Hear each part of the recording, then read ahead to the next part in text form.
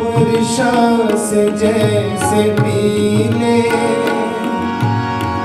पर्वत के धुल रहे हैं, वर्षा से जैसे पीले पर्वत के धुल रहे हैं, धुल जाए मैल मेरी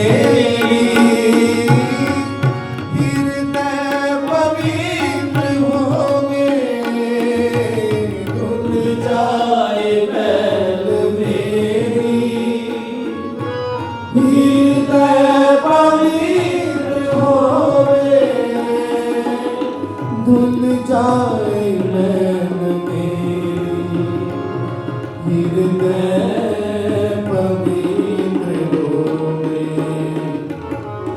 वर्षा मेरे हृदय पर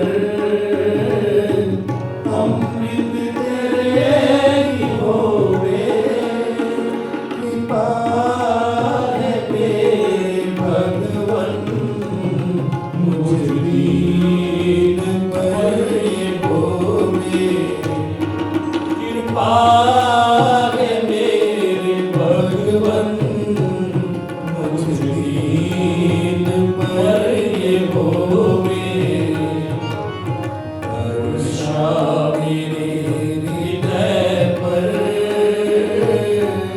अमृत तेरे की होवे।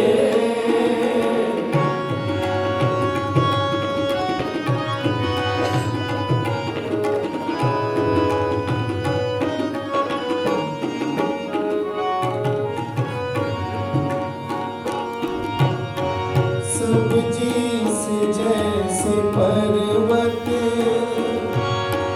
सब लहलहा रहे हैं, सब चीज जैसे पर्वत सब लहलहा रहे हैं,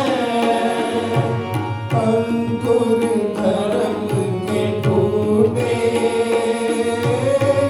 सरसब्ज हील होवे, अंकुर धर्म के बूटे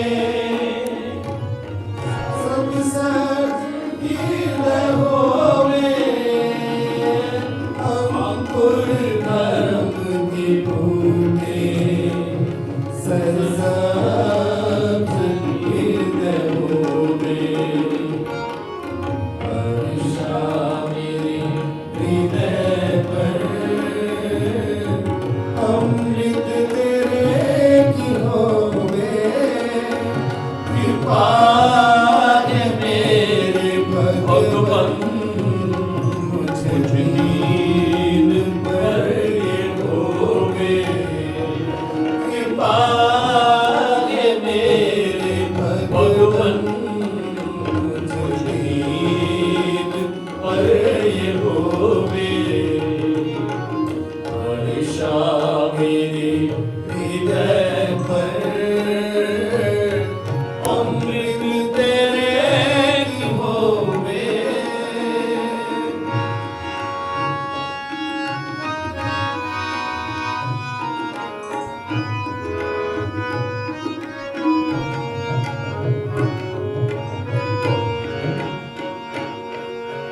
भरपूर ये चमन हो,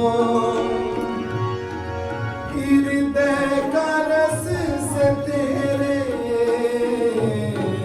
भरपूर ये चमन हो, हृदय का रस से तेरे, हो फूल फल जो इसके तेरी उम्र होवे,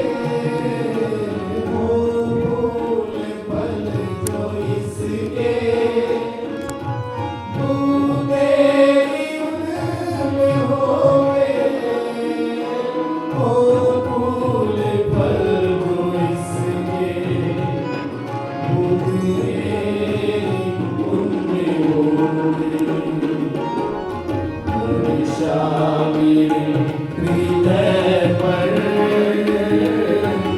अमृत तेरे की होवे कृपा है मेरे भगवन मुझ दीन पर होवे कृपा है मेरे भगवन मुझ दीन पर होवे वर्षा मेरे हृदय पर अमृत तेरे की होवे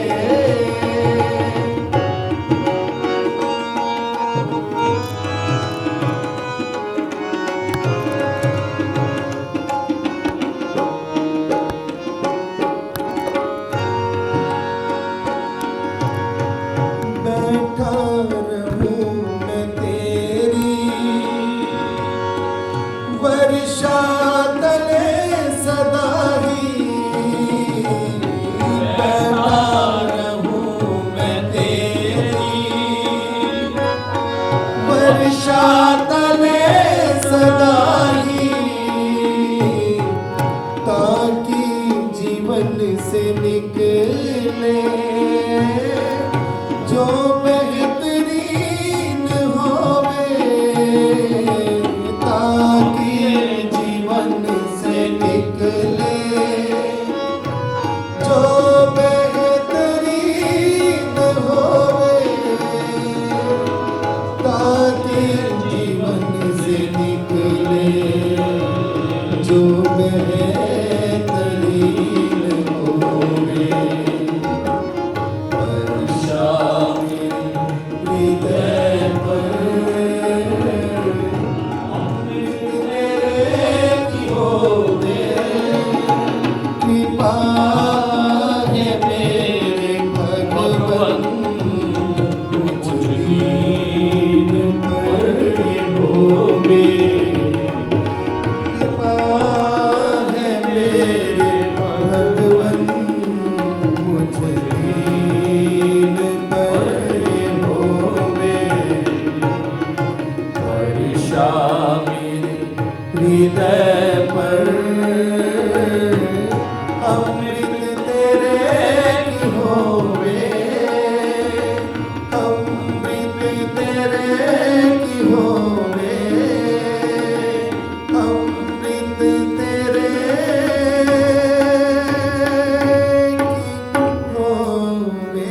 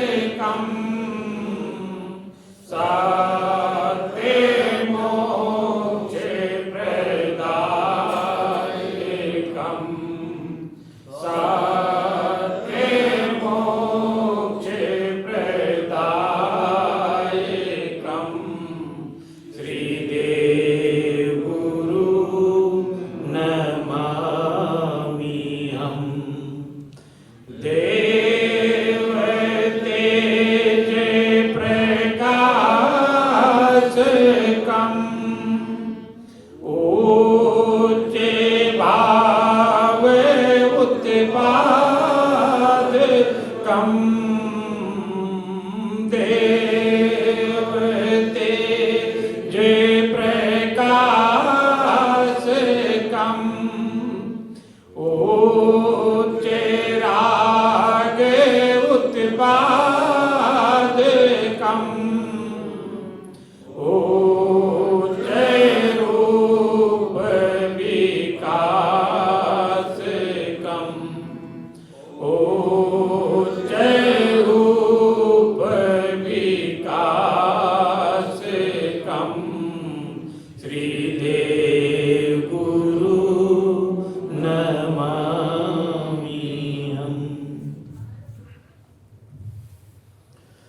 हे भगवान, आप देव जीवनधारी देवात्मा हैं। आप सत्य धर्म के प्रवर्तक हैं। आप मनुष्य आत्माओं का हर प्रकार का भला करने वाले हैं। आपके ऐसे महान देव रूप को सन्मुख लाकर हम मनुष्य आत्मा आपको बार बार प्रणाम। हे भगवान, आपके देव रूप में देव ज्योति का प्रकाश हुआ है। जिस ज्योति के उजाले में मनुष्यों को उनकी आत्मा के गठन प्राप्त रूप को दिखाते हो, आत्मा के रोगों को दिखाते हो, उन रोगों से होने वाले पतन को दिखाते हो, उस पतन से मोक्ष से निकलने के साधन बताते हो। आत्मा के अंदर आत्मा का ज्ञान और आत्मा का बोध दे करके सत्य धर्म का ज्ञान देते हो। आपके ऐसे आत्मिक रूप दर्शाता, आत्मिक ज्ञान दाता, आत्मिक बोध दाता महान देव रूप को सन्मुख लाकर हम आपके चरणों में बार बार प्रणाम। हे भगवान, आपके देव रूप में देव ज्योति के अलावा देव तेज का भी प्रकाश और विकास हुआ है। जिस तेज की तेजमयी किरणों को अधिकारी मनुष्य आत्माओं के अंदर संचार करके उनके नाना नीच सुख अनुरागों और नीच घृणाओं को नष्ट करके उनसे सच्ची मोक्ष और सच्ची शुद्धि प्रदान करते हैं।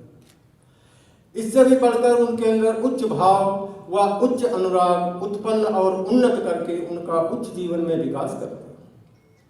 आपके ऐसे नीच अनुरागों से हटता, उच्च जीवन में विकास करता महान देव रूप को सन्मुख लाकर हम आपके चरणों में बार बार प्रणाम। सारे जहां में न्यारे गुरुदेव हैं हमारे। सारे जहां में न्यारे गुरुदेव हैं हमारे। हित के सरोत भगवन, हित के सरोत भगवन, जीवन के देने हारे। हित के सरोत भगवन, हित के सरोत भगवन, जीवन के देने हारे। सारे जहां में न्यारे गुरुदेव हैं हमारे। सारे जहां में न्यारे गुरुदेव हैं हमारे।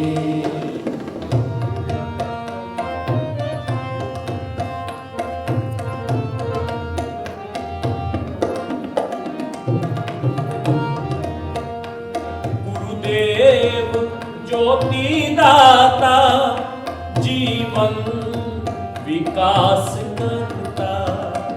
गुरुदेव ज्योति दाता, जीवन विकास करता। हम उनके दर के भिक्षुक, वह दाता है हमारे। हम उनके दर के भिक्षुक, वह दाता है हमारे। सारे जहां में न्यारे गुरुदेव हैं हमारे। सारे जहां में न्यारे गुरुदेव हैं हमारे।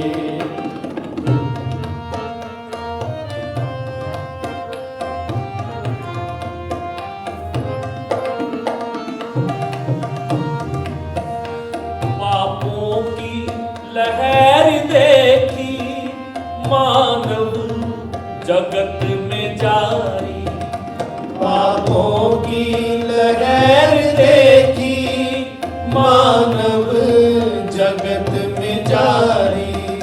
सतगुरु ने उसमें देखे बहते नर और नारी। सतगुरु ने उसमें देखे बहते नर और नारी।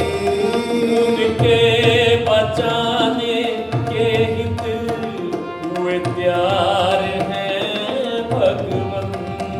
उनके बचाने के हित हुए तैयार हैं भगवन। कुर्बान की ना निज को हित के लिए हमारे। कुर्बान की ना निज को हित के लिए हमारे। सारे जहां में प्यारे गुरुदेव है हमारे।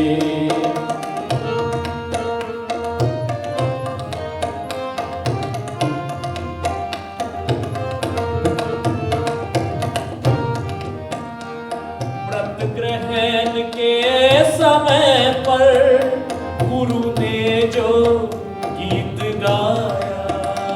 व्रत ग्रहण के समय पर गुरु ने जो गीत गाया, वह आज तक किसी ने न गाया ना सुनाया। वह आज तक किसी ने न गाया न सुनाया। सत्य और शुभ को लेकर गुरु ने जो कार्य कीना। सत्य और शुभ को लेकर गुरु ने जो कार्य कीना, उससे है शुभ गति में बदले जीवन हमारे। उससे है शुभ गति में बदले जीवन हमारे। सारे जहां में प्यारे गुरुदेव है हमारे।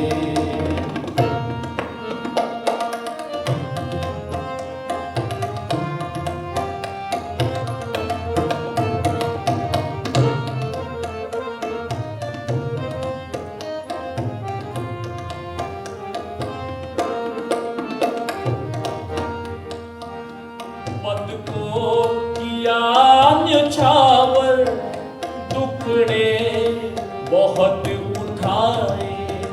पद को किया निछावर, दुखड़े बहुत उठाए। बदनामियां सही है सदमे बहुत है खाए। बदनामियां सही है सदमे बहुत है खाए। सुखमान आदि अपने त्यागे हैं वह गुरु ने। सुखमान आदि अपने त्यागे वह गुरु ने। हित के लिए हमारे, शुभ के लिए हमारे। हित के लिए हमारे, शुभ के लिए हमारे। सारे जहां में प्यारे गुरुदेव है हमारे।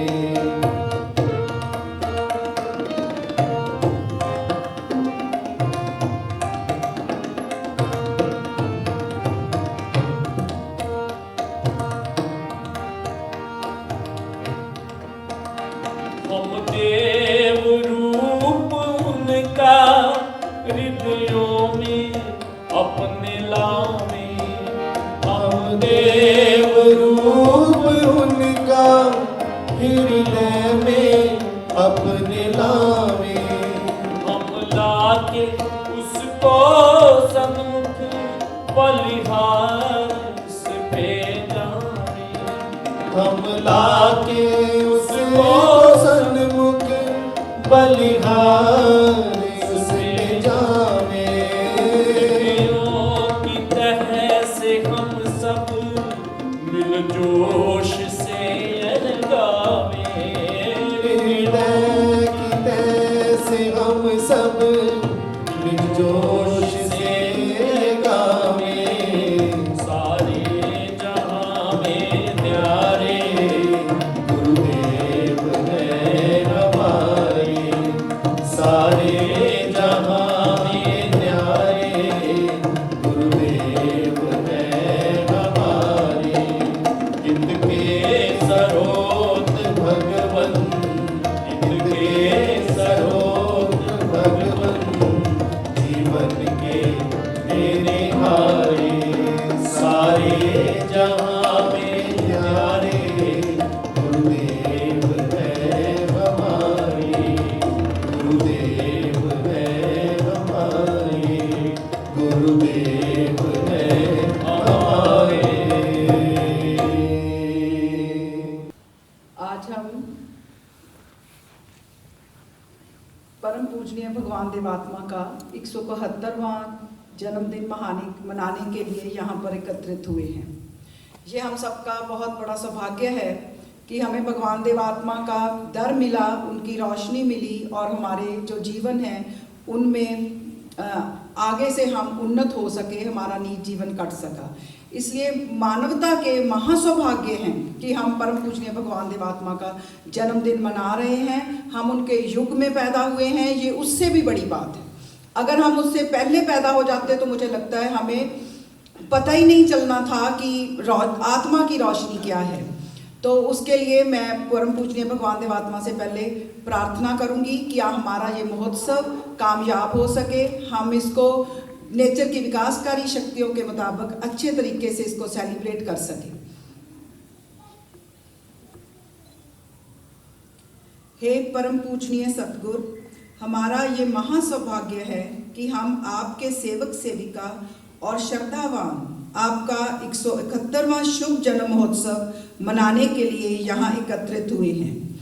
मेरी ये आपके श्री चरणों में जोरदार प्रार्थना है कि हमें आपके देव प्रभाव मिल सके, हम सब अपना बौद्धिक, नैतिक और धार्मिक विकास करने के योग्य हो सके, आपकी देव ज्योति पा सकें और हम पर हर तरह से हम अपना कल्याण कर सकें। ऐसी मेरी हृदयगत कामना और प्रार्थना है।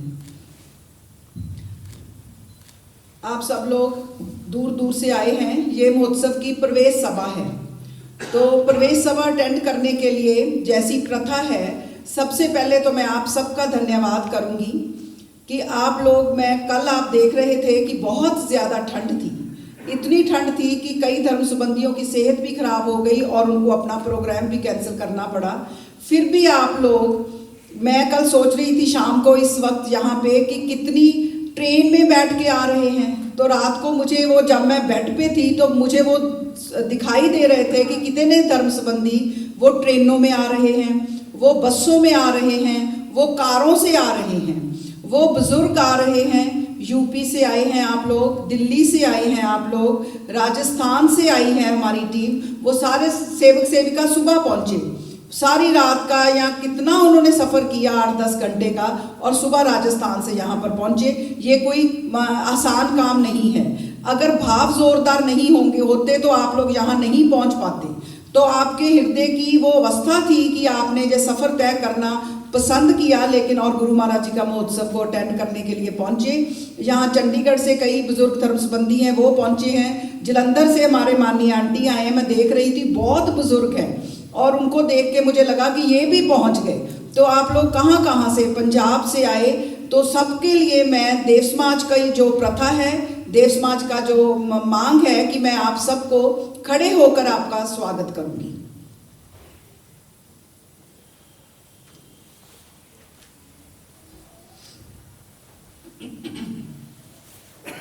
अब आपके स्वागत के लिए कॉलेज की टीम एक स्वागत गीत गाएगी। उसके बाद हम थोड़ा सा गुरु महाराज जी की शिक्षा कि ये महोत्सव हमारे लिए क्यों महत्वपूर्ण है और इस महोत्सव को कामयाब करने के लिए हम क्या कर सकते हैं कि ये महोत्सव हमारे लिए बहुत ज़्यादा शुभकर हो सके, उसके ऊपर थोड़ी चर्चा करेंगे।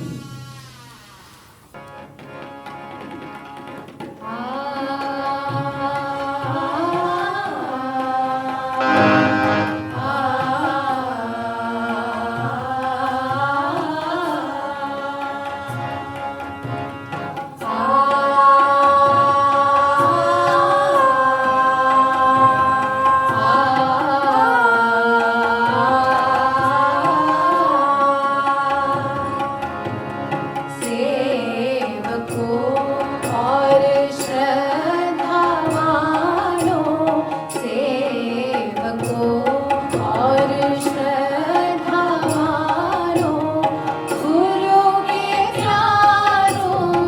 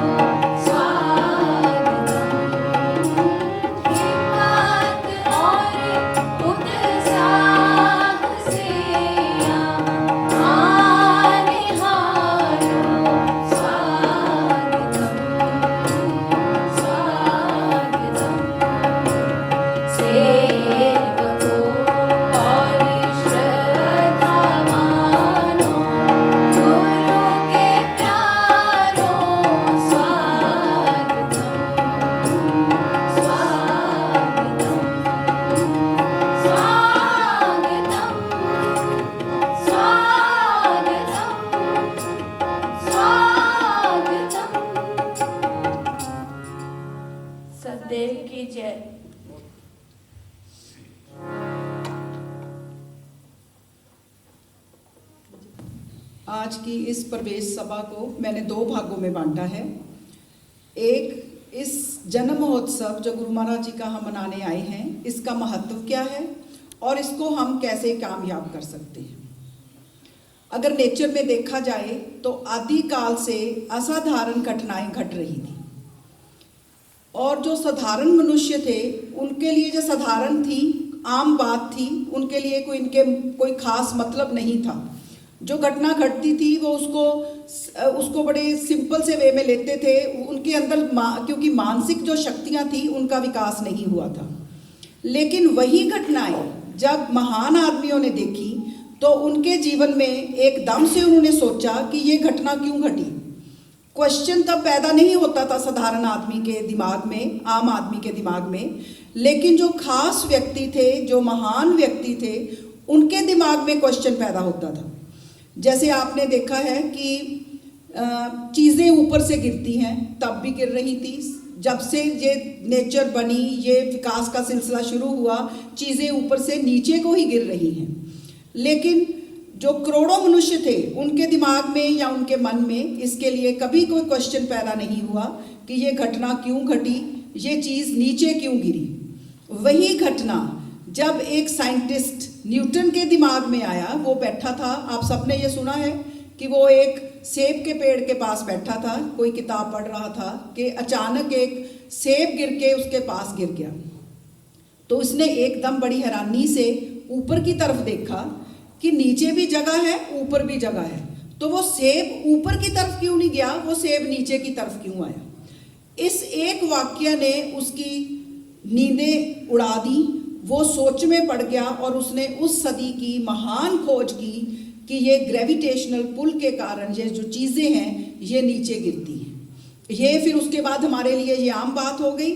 हम किताबों में पढ़ने लगे, हम साइंस की किताबों में पढ़ने लगे और स्कूल कॉलेज में ये पढ़ाया जाने लगा। मैं धर्म की दुनिया की बात नहीं करूँगी, लेकिन स्कूल कॉलेजेस में आपकी साइंस की किताबों में यही पढ़ाया जाने लगा कि ग्रेविटेशनल पुल के कारण ये जो चीज़ें हैं ये नीचे गिरती हैं। हम में से कितने लोग समुंदर देखने गए? उस ज़माने में भी जब तक ये खोज नहीं हुई, लाखों लोग समुंदर किनारे जाते, उसकी लहरों को एंजॉय करते, वहाँ कूदते, नाव चलती, लेकिन किसी के दिमाग में नहीं आया कि इसका जो पानी है वो नीला क्यों है। हम भी जाते हैं, हमारे लिए भी अब साधारण सी बात है कि समुंदर का पानी नीला है, लेकिन तब भी हम ये अपने मन में क्वेश्चन नहीं करते या वो साइंटिस्ट की खोज को दोहराते नहीं अपने मन में कि जिसने ये खोज की कि ये क्यों है। सीवी रमन ने जब देखा तो वो दंग रह गया। उसने कहा ये आम पानी था, ये पानी समुंदर में आके नीला क्यों हो गया। तो उसने ये महान खोज की, जो उस सदी की सबसे महान खोज थी, कि ये जो पानी इसलिए नीला है कि ये सूरज की किरणों का इसके ऊपर किसी खास तरह से प्रभाव पड़ता है, तो ये नीला है।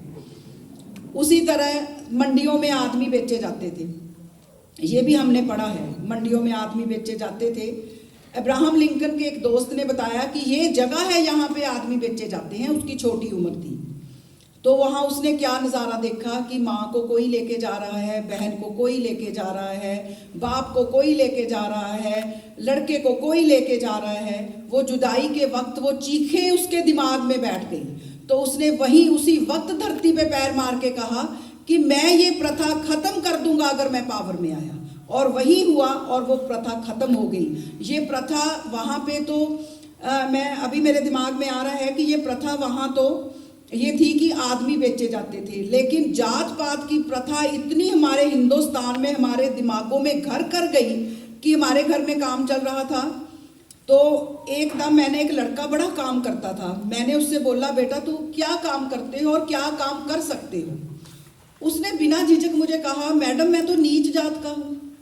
तो मेरे तो आत्मा मेरी कांप गई कि आज के ज़माने में कोई इतनी आसानी से कह देगा कि मैं नीच जात का हूँ।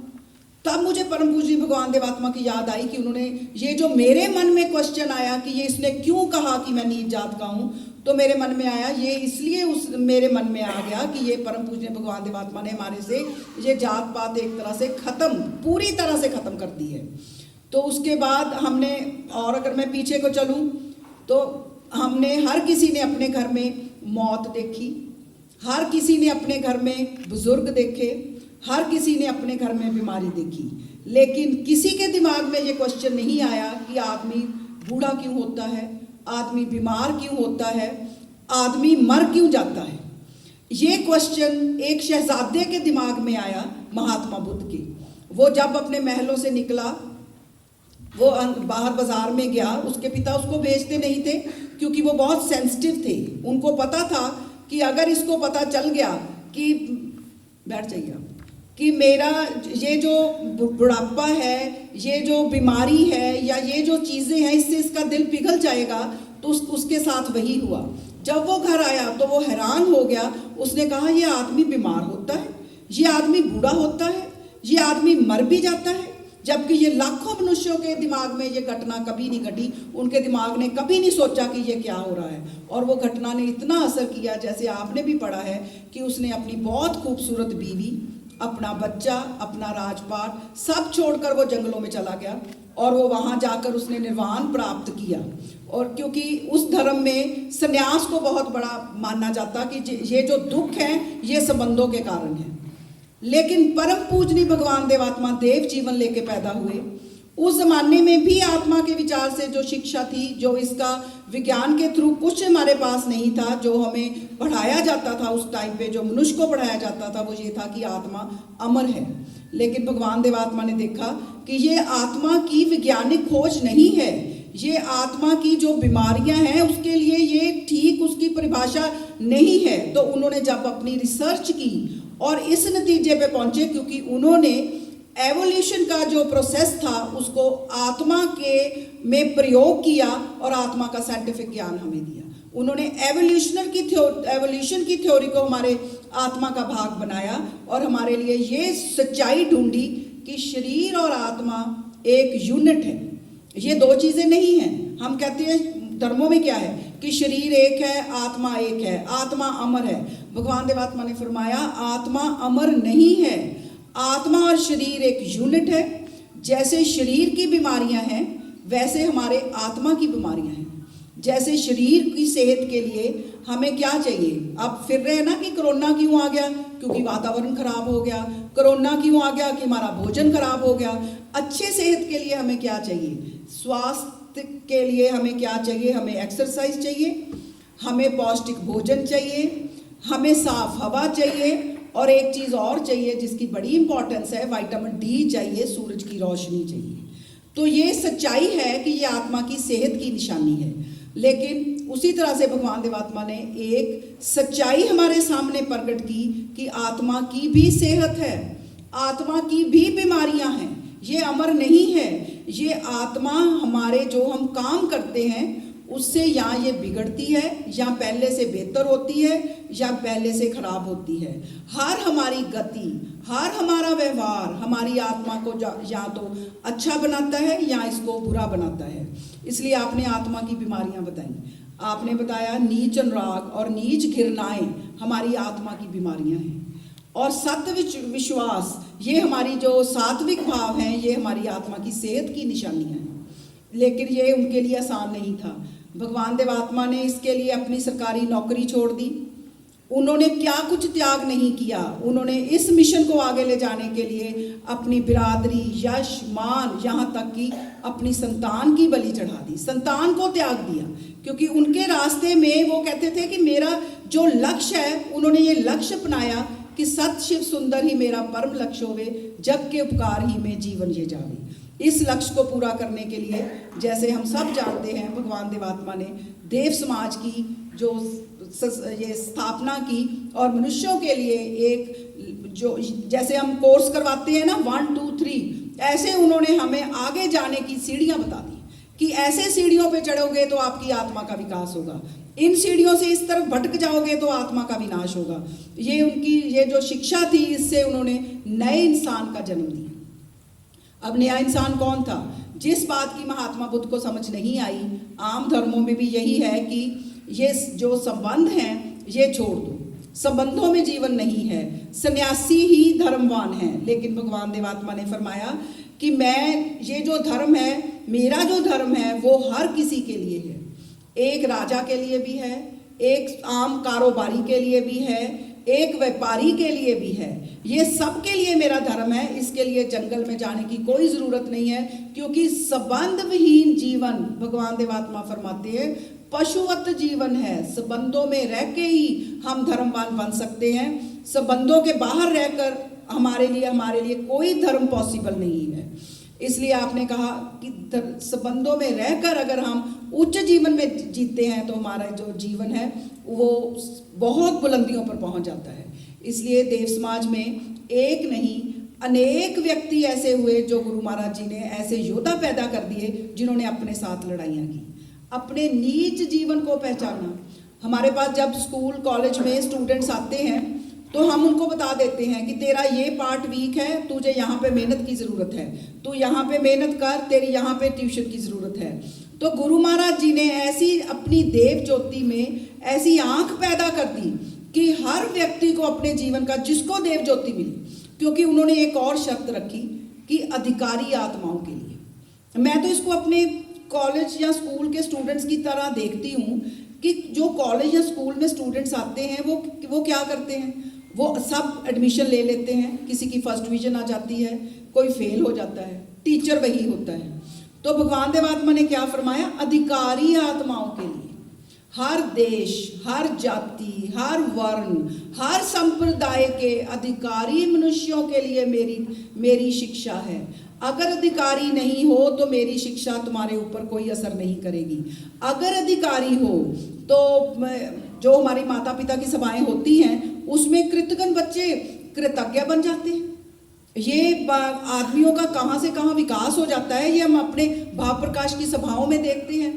एक बारी यूपी में कहीं सत्संग गया, वहाँ एक सुभाष थे, बहुत नौजवान, बहुत सुंदर, बहुत खूबसूरत, लेकिन वो विधवा माँ का बच्चा था। और उसके जीवन में क्या था कि वो अपने दोस्तों के साथ इतना घुल मिल गया कि उसने माँ की परवाह करनी छोड़ दी। उसको लगता था कि माँ क्या चीज़ है, इसकी मैं बात क्यों मानूं।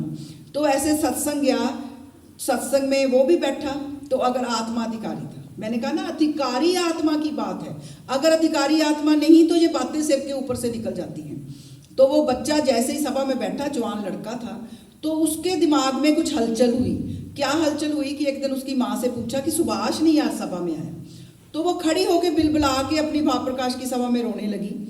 कहती मैं जितना धन्यवाद करूं इस सत्संग में उतना कम है। ये सुभाष वो बच्चा है जिसको मेरी जवान, इसके बचपन में मेरे पति का देहांत हो गया, मैंने इसको बड़ी मुश्किल से पाला। तो ये बच्चा अब बड़ा हुआ, बिना बाप का बच्चा था, तो ऐसी संगत में चला गया कि मेरी परवाह करनी छोड़ दी। और फिर जब ये सत्संग में बैठा लड़का, तो उन्होंने पूछा फिर आज कहाँ है सुभाष। वो कहती मुझे आटा पिसाने लेके जाना पड़ता था। एक दिन मैंने इससे कहा था कि बेटा आटा पिसा ला, मैं बूढ़ी हो गई, अब मैं कैसे रिक्शा पे रखती हूँ, उठाती हूँ, आटा पिसा के लाती हूँ। तो उसने कहा कि नहीं माँ, मैं नहीं आटा पिसाऊंगा, मेरे कपड़े खराब हो जाएंगे। तो वो कहते आज वही सुभाष वो आटे की बोरी लेके आटा पिसाने के लिए गया हुआ है। तो ये गुरु महाराज जी ने कहाँ से कहाँ उनकी शिक्षा ने पहुंचा दिया कि माँ बाप हमारे जन्मदाता है, माँ बाप ने हमारी परवरिश की है, माँ बाप ने हम अबोधियों को, बेसहारा को कहाँ से कहाँ पहुंचा दिया। लेकिन क्योंकि यार दोस्तों का बहुत ज़्यादा सिर के ऊपर भूत सवार हो गया था, तो उसने पहचानना मुश्किल कर दिया। लेकिन मैंने आपको बात बताई कि अधिकारी आत्माओं के लिए, अब उसकी अधिकारी आत्मा एक पक्ष में तो ठीक थी, लेकिन दूसरे पक्ष में इतनी कमज़ोर थी कि आखिर में वो स्वाद अनुराग से मारा गया। भगवान देवता ने फरमाया है कि स्वाद अनुराग, संतान अनुराग, ये सब हमारी आत्मा की बीमारियां हैं। ये संतान को देख के कि मुझे आगे नहीं लेके जाने दे रही, हम उनसे घुटते हैं, पिटते हैं, लेकिन दे के सब संतान को जाते हैं। ये सब हमारी आत्मा की बीमारियां हैं। ये जो आम लोगों के लिए साधारण बात थी, गुरु महाराज जी के लिए जो साधारण बात नहीं थी। उन्होंने हमें वैसे ही जागरूक किया जैसे एक डॉक्टर करता है, एक विज्ञानी करता है कि आपकी ये जो बीमारियां हैं ये आपको ख़त्म कर देगी। लेकिन उसी लड़के को स्वाद अनुराग ले बैठा, उसको शुगर थी और वो इतना मीठा खाने लग गया कि एक लास्ट टाइम मिलने आया कि कहता घर में आके कि भाई जी मैं आपको आखिरी बार मिलने आया हूँ। तो उन्होंने कहा अगर तू आखिरी बार मिलने आया तुझे कैसे पता। उसने कहा मुझे शुगर है और शुगर इतनी है कि मैं टीके लगाता हूँ 3-3 4-4, लेकिन मैं 1 सेर बर्फी रोज़ खाता हूँ, मैं बच नहीं सकता इससे। और 1 महीने के बाद उसकी डेथ हो गई। तो ये जो आत्मा की बीमारियों के ऊपर भगवान देवात्मा ने रोशनी डाली, ये अद्भुत रोशनी डाली। इस रोशनी के कारण मैं देखती हूँ कि ये नहीं कि हमारे सेवक या जो हमारे ऊंची श्रेणियों के हैं, श्रद्धावान हैं, उन्हीं के ऊपर ही इसका असर होता है। हमारे स्कूल कॉलेजेस के बच्चे कितने बदल जाते हैं। एक स्कूल का फंक्शन हो रहा था, एक स्टूडेंट खड़ा हो गया, छोटा था, 8वीं 9वीं में होगा, यही इसी स्टेज पे यही किया था उस साल उन्होंने। वो क्या कहता है, वो कहता है मेरे पिता ऑटो ड्राइवर हैं, लेकिन मैं अपने दोस्तों को कभी नहीं बताता कि मेरा पिता ऑटो ड्राइवर है। लेकिन कहता आज मैं ये सभाएं सुन के, ये मॉरल एजुकेशन सुन के, ये मैं बड़ी उसके साथ बताने लगा हूँ कि मेरे पिता ऑटो ड्राइवर हैं, मुझे फ़ख्र है कि वो इस उम्र में भी मुझे पालते हैं। और एक बात और कही कि जब हमारे घर में कोई नई शर्ट आती हम खरीदते, तो मैं कभी भी अपने बाप को डालने के लिए ना देता कि तूने क्या करना है, तूने तो ऑटो रिक्शा चलाना है। तो कहता उस दिन के बाद पहले मेरे पिता वो शर्ट डालते हैं, मैं बाद में शर्ट डालता हूँ। तो ये जो उसके अंदर चेंज आई, मैं कहती हूँ ये तो बहुत बड़ी भगवान देवात्मा की देव ज्योति, जो किसी को भी मिले, किसी वर्ग को मिले, किसी संप्रदाय को मिले, किसी देश में मिले, किसी को भी मिले, वो उसको कहीं से कहीं उसका जीवन कर देती है। और एक एक आत्मा को क्या लिखने के लिए मजबूर कर देती है, मृत्यु से जीवन की ओर। ये हमने पढ़ी होगी, श्रीमान नौत सिंह जी की जीवनी है, उन्होंने अपनी जीवनी लिख दी मृत्यु से जीवन की ओर। क्योंकि मर रहे थे, किस में मर रहे थे, चोरी में, ठगी में, व्यभिचार में, नशे में, मांसाहार में, वो अपनी आत्मा को मार रहे थे। लेकिन खुशकिस्मती, मैं कहती हूँ ना, ये दर मिल जाए उसकी खुशकिस्मती है। शब्द श्रीमान गुरवंत सिंह जी के वो कांटेक्ट में आए और कैसे उन्होंने राजस्थान का सारा क्षेत्र बदल दिया। वो क्या फरमाते हैं, आम इंसान वो ऐसी उसकी ख्वाहिश नहीं होती। ये कोई आत्मा होता है जो ये कहे कि मेरी ये ख्वाहिश थी कि जब मैं मरूं मेरे पीछे बेसुआई चले। ये उन्होंने अपनी बुक में लिखा। लेकिन अब वो कहते हैं कि मेरा वो रिश्ता उनका बन गया स्त्रियों के साथ कि मोगा में नारी आश्रम था। नारी आश्रम में जो पुरुष थे, वो मैंने भी देखा हुआ है, नारी आश्रम में पुरुष एंटर नहीं कर सकते थे। लेकिन श्रीमान नौत सिंह जी का जीवन इतना पवित्र हो गया कि उनको किसी की आज्ञा की जरूरत नहीं लेनी पड़ती थी। माननीय काउंसिल ने उनको फ्री कर दिया कि लेडीज को अगर कोई ज़रूरत है दवाई की, कोई खाने की चीज़ की, कोई फ्रूट की, कोई सब्जी की, तो श्रीमान नौत सिंह जी नारी आश्रम में जा सकते। इससे ज़्यादा बड़ा मौजा क्या हो सकता है कि एक आदमी जिसका ये जीवन, जिसने अपनी धर्म पत्नी को जहर दे दिया कि मेरी तेरे से जान छूट जाए, और फिर जो रो रो के उन्होंने अपना बयान किया, और वो जो सख्त, उनके हृदय सख्त था, वो आंसुओं में पिघल के नरम हो गया। तो कहाँ पे कहाँ पहुँचा दिया। ये कोई एक घटना नहीं है किसी के जीवन की, ये हर मनुष्य की जो परम पूजनीय भगवान देवात्मा का सेवक है उसके जीवन की यही घटनाएं हैं कि वो नीचे की सीढ़ी से हमेशा ऊपर की सीढ़ी की तरफ गया है। यहाँ पे आपने श्रीमान सहाय जी का जीवन सुना हुआ है। सहाय जी की यहाँ पे हमने बहुत से भाव प्रकाश भी सुने हुए हैं। ये मैं ये बताना चाहती हूँ कि जब गुरु महाराज जी ने साधारण घटनाओं को अपनी खास दृष्टि से देखा, उसके लिए हमें ऐसा एक मंत्र दिया कि तुम उपकार स्मरण करो, तुम अपने लिए परिशोध करो, तो वो जीवन कहाँ पे कहाँ पहुँच गया। तो वो इंसान थे जिन्होंने 400-500 के करीब चंबल घाटी के डाकुओं को सरेंडर करवाया था, जिनका गवर्नमेंट में बहुत ज़्यादा नाम था। वो इसी स्टेज के ऊपर डेथ से 2 साल पहले वो आए और आके उन्होंने भाव प्रकाश किया कि मेरी जो पत्नी थी उसका थोड़ा सा दिमाग जो था वो थोड़ा वीक था, उसके लिए वो दिमाग की गोलियां खाती थी। तो कहते मैं जैसे ही घर में आया, बहुत गर्मी थी, उसने मुझे कहा कि मेरी तो दिमाग वाली जो मेडिसिन है वो ख़त्म हो गई, मुझे आप मेडिसिन ला दो। कहते मुझे भी उसकी चिंता रहती थी। तो उस उम्र में कहते मैं चला गया दवाई लेने के लिए, बहुत गर्मी, मुझे हॉस्पिटल में बहुत लंबी लाइन लगानी पड़ी क्योंकि वो दवाई किसी खास हॉस्पिटल से ही मिलती थी, बाहर की दुकानों से नहीं मिलती थी। कहते मैं बहुत थक हार के जब शाम के वक्त घर आया तो वो मेरी तरफ देख के कहती कि दवाई तो मुझे मिल गई थी आपके जाने के बाद। तो कहते उसने इतना ही कहा, मैंने इतनी जोर से उसके मुंह के ऊपर थप्पड़ लगाया कि वो मेरी तरफ देखती रह गई। कहते मुझे लगा कि वो सोच रही होगी कि मेरा इतना कसूर तो नहीं था, कि इस बुढ़ापे की उम्र में मैं तुम्हारे बच्चों की माँ हूँ कि तुम मेरे मुंह के ऊपर थप्पड़ लगाओ। तो कहते वो उन्होंने अपने आप को यहाँ पे अपने सोटी थी इतना पीटा कि मैं ऐसा इंसान जिसने अपनी पत्नी को बिना उसके किसी कसूर और ये जानते हुए भी कि उसकी जो मानसिक अवस्था है वो ठीक नहीं है और मैं अपना आपा खो बैठा। तो भगवान देवात्मा ने जब आत्मा की गठन की परिभाषा की तो नीच अनुरागों और नीच घृणाओं से निकालने के लिए उन्होंने कहाँ से कहाँ इंसानों को पहुँचा दिया। इन्हीं की एक घटना मुझे याद आ गई और थी कि इंसान को भगवान देवात्मा कहाँ पहुँचा देते हैं। वो कहते हैं मेरी भावजा ने मुझे बड़ा किया, मुझे पढ़ाया लिखाया, माँ की डेथ हो गई थी। तो कहते एक दिन जवानी की अवस्था में मैं बुरी निगाह के साथ अपनी भाभी के कमरे में चला गया। कहते वो तड़प उठी, उसने कहा तुझे समझ नहीं आती, मैं तेरी माँ की तरह मैंने तुझे पाला। कहते मैं निकल तो आया पर मुझे कोई शर्मिंदगी नहीं हुई। ये सोलन का वाक्य है। वो जूतों में अपना मुंह काला करके बैठ गए कि मेरी ये शक्ल है, मैं सम्मान के पात्र नहीं हूँ जो मुझे सोसाइटी या जो मुझे देश मुझे सम्मान कर रहा है। मैं इसका पात्र हूँ कि मैं अपना मुंह काला करके बैठ जाऊँ कि मैंने माँ स्वरूप अपनी भाभी के ऊपर जो गंदी निगाह डाली। तो भगवान देवात्मा ने तो एक पहलू में नहीं अनेकों पहलुओं में इंसान को इतना ईमानदारी का पहलू ले लीजिए आप, कोई पक्ष नहीं ऐसा जहाँ पे उन्होंने इंसानों को बदल के नहीं रख दिया। इतने ईमानदार तहसीलदार पैदा कर लिए कि जब वो खेतों में जाते तो अपनी घोड़ी के मुंह के ऊपर चिक्कू बांध देते कि किसी के खेत का वो एक दाना भी ना खा जाए।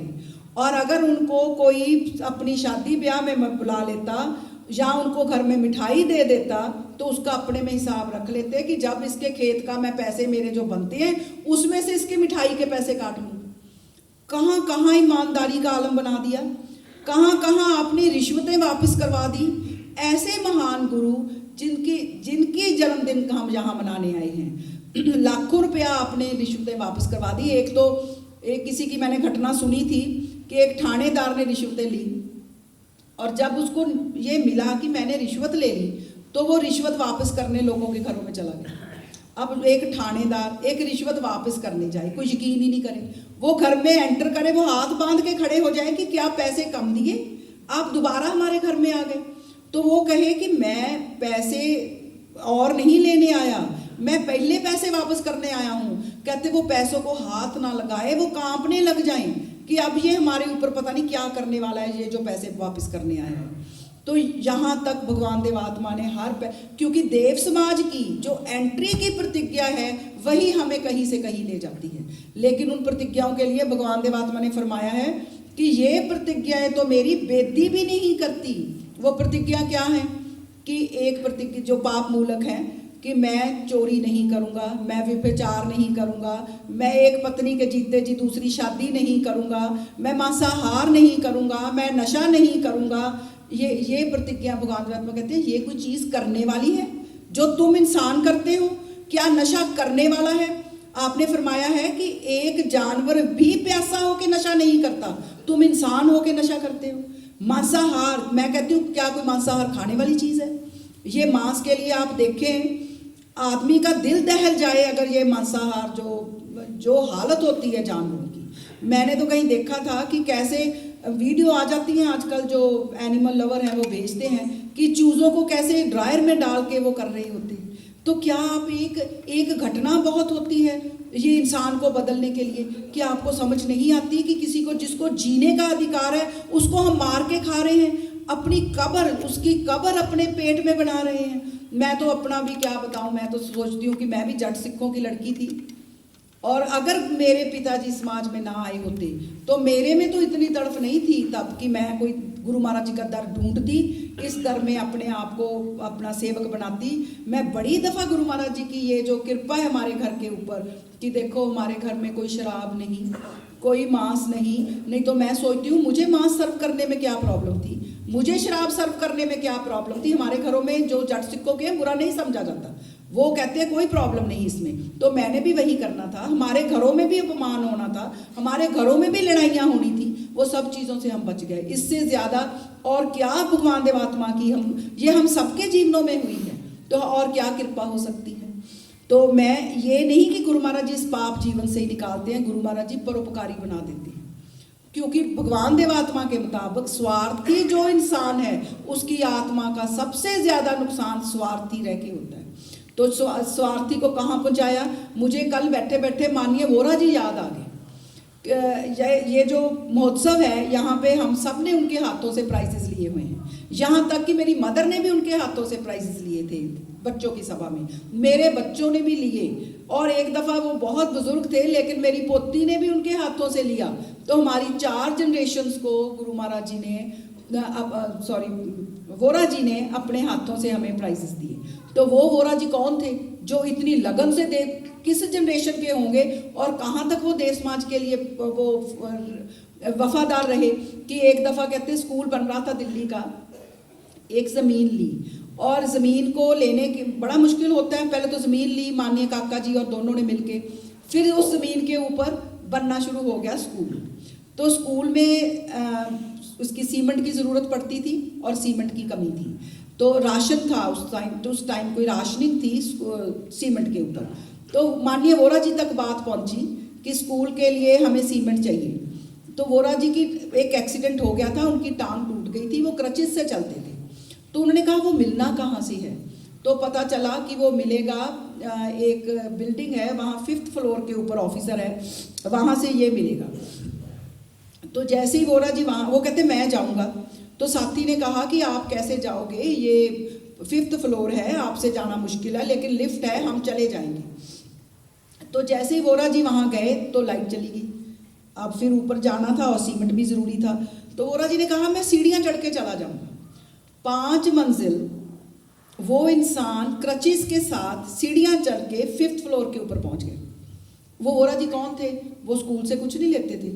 उनके लिए तो बाद में भी मुझे याद है काउंसिल ये लिख के भेजती थी कि वोरा जी को कुछ निर्वाह भत्ता दिया जाए, तो वो मिनट्स में ही पड़ा रहा। मुझे नहीं लगा वोरा जी ने कोई बहुत एंड में जाके चाहे कुछ थोड़ा बहुत उनकी दवाई के ऊपर किया हो, पर वोरा जी ने कभी कुछ लिया हो, वो वैसे ही रह जाता था। उनको कहा गया कि मकान बना लो स्कूल में, तो वो काका जी और वोरा जी ने कहा अगर दिल्ली स्कूल में मकान बन गया और किसी को दे दिया तो ये देश माँ छुड़ा नहीं पाएगी।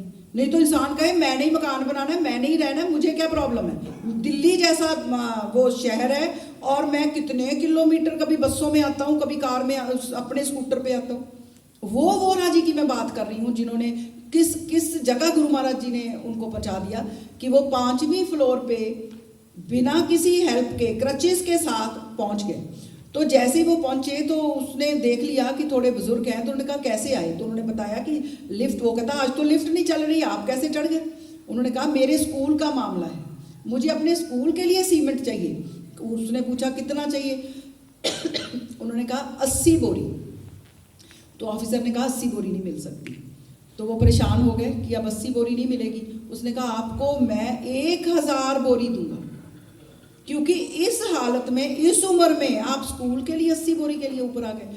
आपको आज मैं अलाउ करता हूँ 1000 बोरी, आपको जितनी जितनी उसमें से चाहिए होगा आप लेते रहना। अब आपको वोरा जी हमारे दफ्तर में आने की ज़रूरत नहीं पड़ेगी। यहाँ तक गुरु महाराज ने पहुँचा दिया। नहीं तो देखो अगर हाथों में स्कूल कॉलेज आए जिनके बाहर की दुनिया में क्या हाल है, तो ये हमारा जीवन कहाँ से कहाँ पहुँच जाता है। ये परम पूजनीय भगवान देवात्मा की कृपा है। अगर मैं इसी पहलू पे बोलती जाऊँ तो अनगिनत मेरे पास एग्जाम्पल्स हैं, अनगिनत इंसान हैं, क्योंकि मैं एक बात महसूस करती हूँ कि ये वो समाज है जहाँ पे मनुष्य अपना सामना कर सकता है। किसी का नुक्स बताना बड़ा आसान है, अपना नुक्स देखना बड़ा मुश्किल है। किसी की बात करनी बड़ी आसान है, अपने बारे सोचना बड़ा मुश्किल है। तो ये भगवान देवात्मा की, मैं तो कहती हूँ ये बहादुरों की समाज है जिन्होंने अपने जीवन के साथ युद्ध करना सिखाया। लेकिन उसके लिए शर्त वही है कि वो अधिकारी आत्मा हो, उसके कोई इनहेरिटेंस में अच्छा मिला हो और उसके पास जो है वो ये एनवायरनमेंट देव समाज का हो। क्योंकि देव समाज में आते हैं, जीवन में चेंज आती है, देव समाज से चले जाते हैं, इंसान वहीं गिर जाता है। जैसे हॉस्पिटल से छुट्टी मिलने के बाद फिर बीमारियां आ जाती हैं। आप नियम सेहत के बंद कर दो मानने तो आपको फिर बीमारियां आ जाएंगी। तो मैंने ऐसे भी इंसान देखे जो गुरु महाराज जी के सेवक बने, शराबें छोड़ दी, मांसाहार छोड़ दिया, और एक एक पार्टी में मुझे बताया गया कि अब वो एक पैग नहीं पीता, अपने पास 4-4 मंगा के रखता है। यहाँ पे हालत पहुंच गए, यहाँ पे चल गए, एक शादी इधर कर ली, एक वहाँ बिहार में जाके शादी कर ली किसी ने। तो मैं तो हैरान हो गई कि ऐसी जो प्रतिज्ञाएं करने के बाद कि इंसान को जब सेहत का नियम पता चल जाए फिर वो बीमारी की तरफ कैसे जाता है। अब कोरोना हुआ,